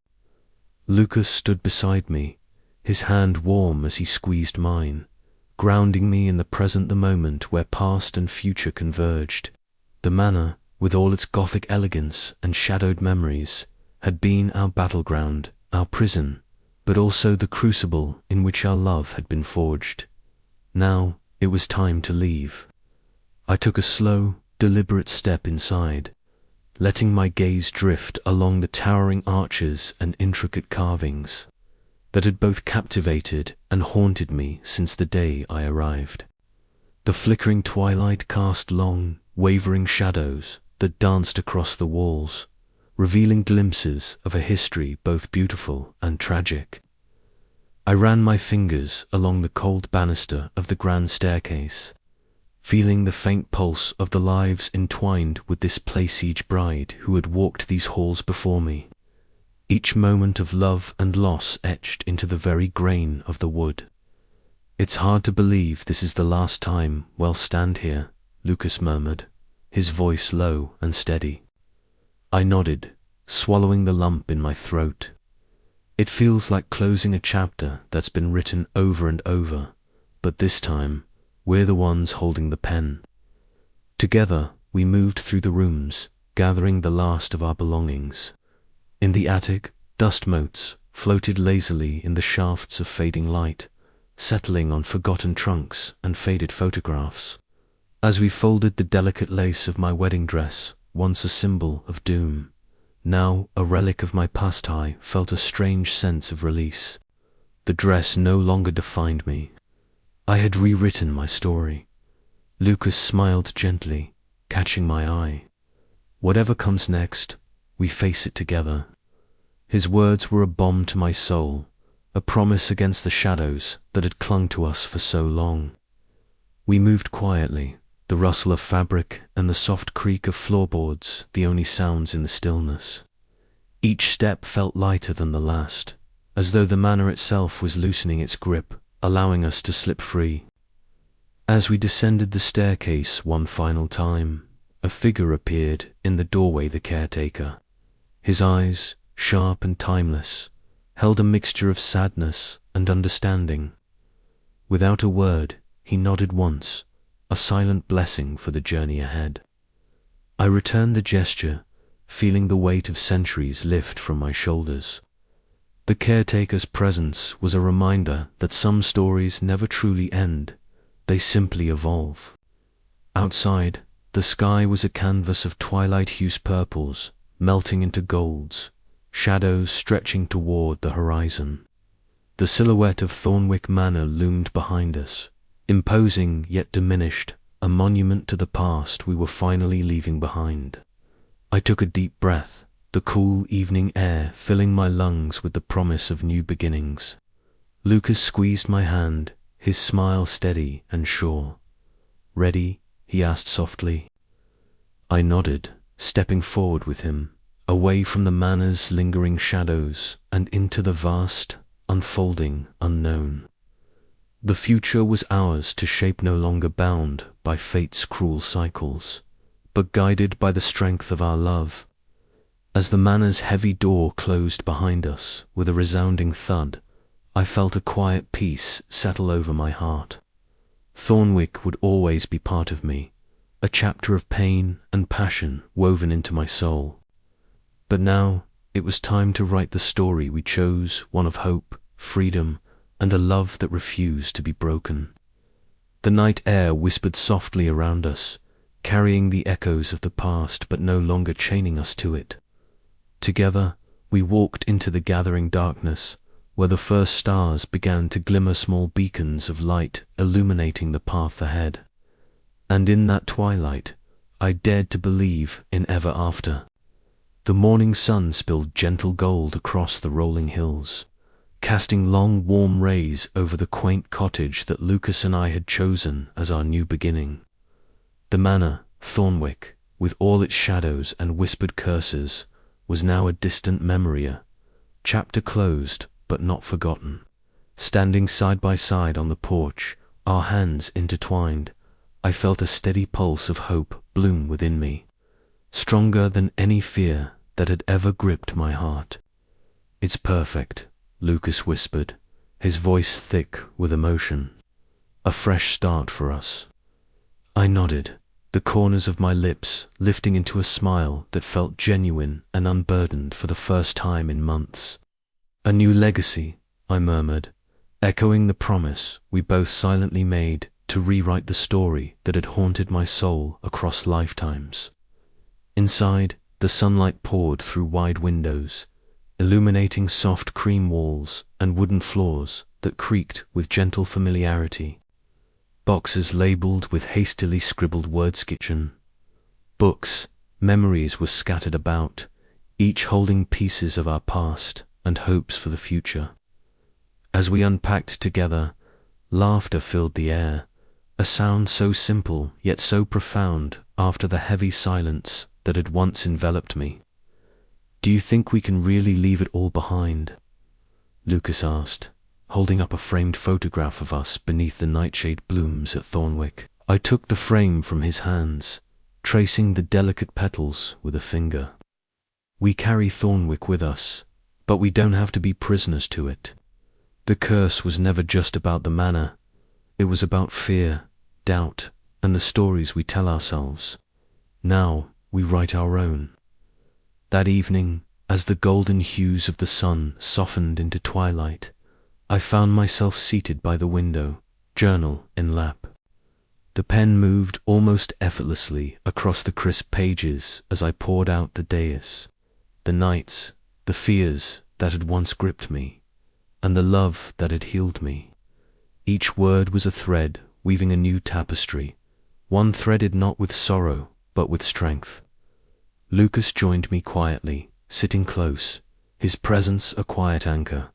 You're incredible, he said softly, to face all that you have and still choose hope.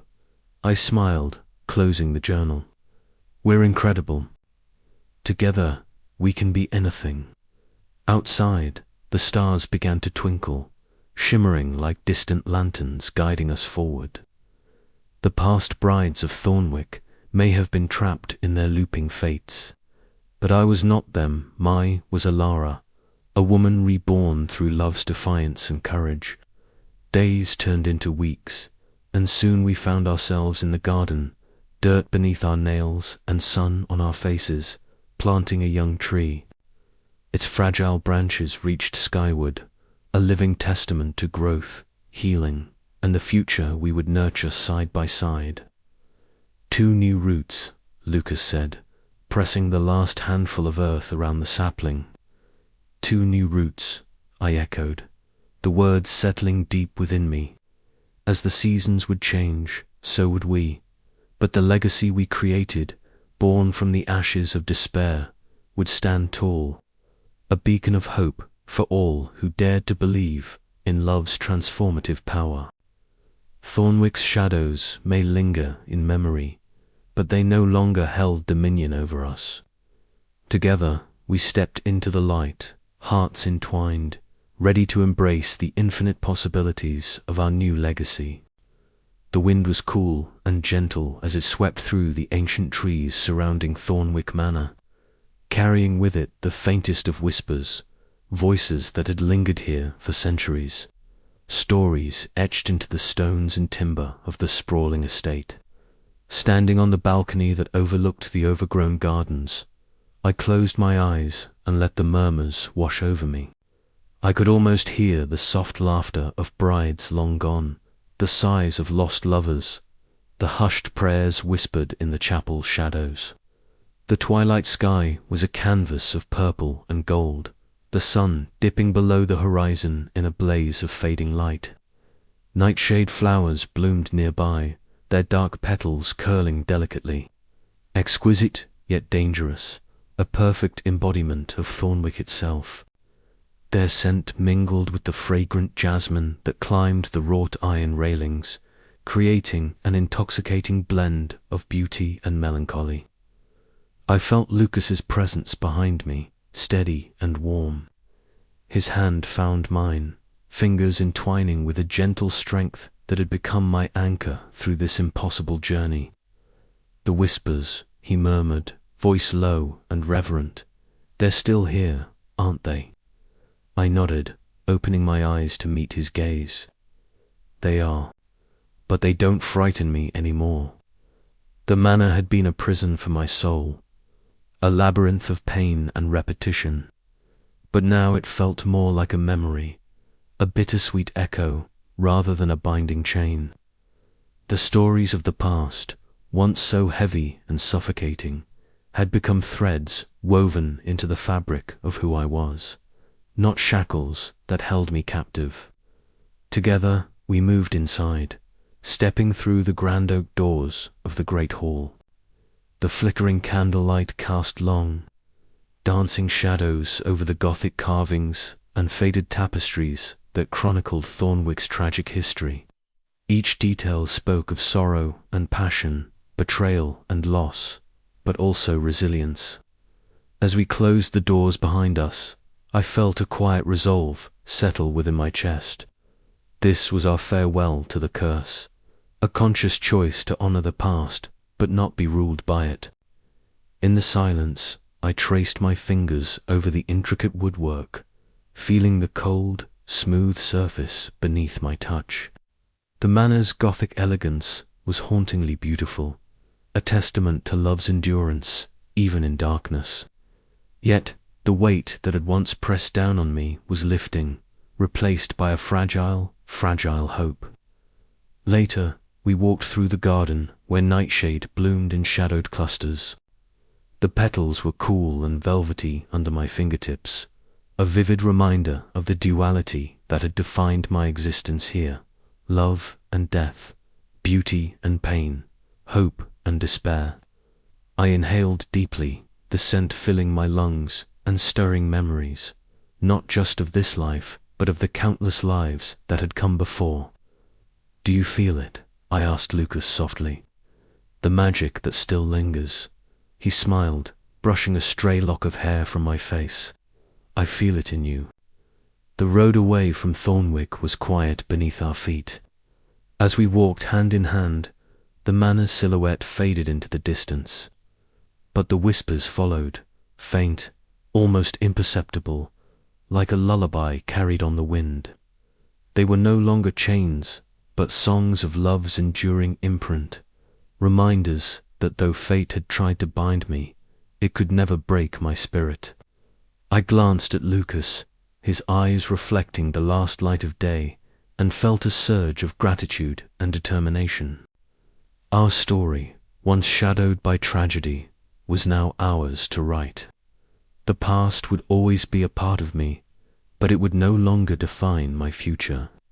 As the first stars appeared in the evening sky, I whispered a promise to the night, to love fiercely, to live boldly, and to carry the whispers of Thornwick, not as burdens, but as blessings. For in the delicate balance of darkness and light, we had found our own kind of forever. And as the wind carried those ancient whispers away, I knew that this was not an ending, but a beginning. The carriage wheels crunched over the gravel drive, each stone echoing against the cavernous silence of Thornwick Manor's looming presence. Twilight painted the sky in bruised purples and fiery oranges, casting long, twisted shadows that danced over the manor's weathered stone facade. I peered out the window, heart pounding, as the grand structure came into full view, its Gothic spires piercing the darkening sky like the jagged teeth of some ancient beast. The air was thick with the scent of damp earth and decaying leaves, and even the faint rustle of the wind through the towering oaks seemed to whisper secrets long buried within these walls. As the carriage came to a halt, I gathered my skirts and stepped out onto the cold stone steps, my breath catching in my throat. The manor was breathtaking. Its elegance was undeniable, yet it wore a shroud of melancholy. Ornate carvings adorned the heavy wooden doors, and gargoyles perched like silent sentinels atop the parapets, their stone eyes watching my every move. The garden was wild and untamed, shadows pooling beneath tangled vines and thorny bushes, as if nature itself resisted the manor's sombre enchantment. I hesitated, before pushing open the front doors, the heavy wood groaning in protest. Inside, the air was cool and musty, filled with the faint scent of old roses and extinguished candles. The grand entrance hall stretched before me, its vaulted ceiling disappearing into darkness.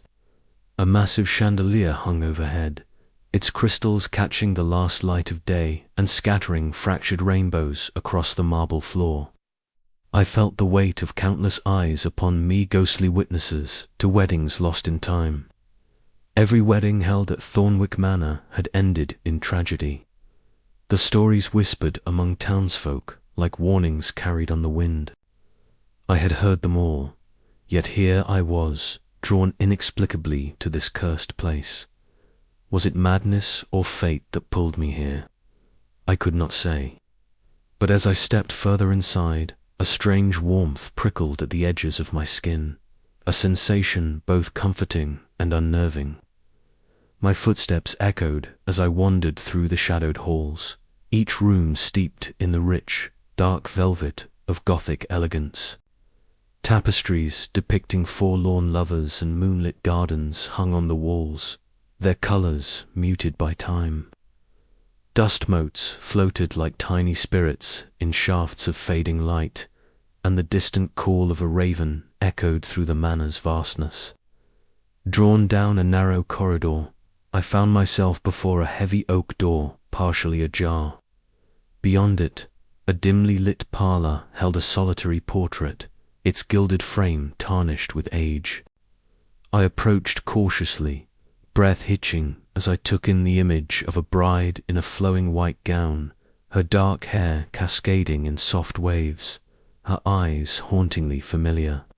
The delicate lace of her dress and the sorrow etched into her pale face spoke of a love that had endured beyond death. I reached out hesitantly, fingertips brushing the cracked glass. A shiver ran down my spine as a sudden chill filled the room. Who was she? Why did her eyes seem to search mine with recognition? A name whispered through my mind disorder. The air thickened, and for a moment the boundaries between past and present blurred. Shaken, I stepped back into the corridor, the manor's silence pressing in around me. I knew my arrival was no accident. This place had called me home, and the stories it held were now entwined with my own. As night fell and the manor settled into darkness, I vowed to uncover the secrets hidden within these ancient walls of Inn, if it meant confronting the shadows of my own soul. The journey had begun, and I was both terrified and strangely exhilarated. Thornwick Manor was more than a setting for my wedding. It was a living, breathing entity with a history that I was destined to unravel, and somewhere in its depths lay the truth about the bride in the portrait and about me. But as I turned away, a whisper brushed my ear, soft as the rustle of silk. "Welcome home, Elara." The manor awaited, and with it, the fate I could no longer escape.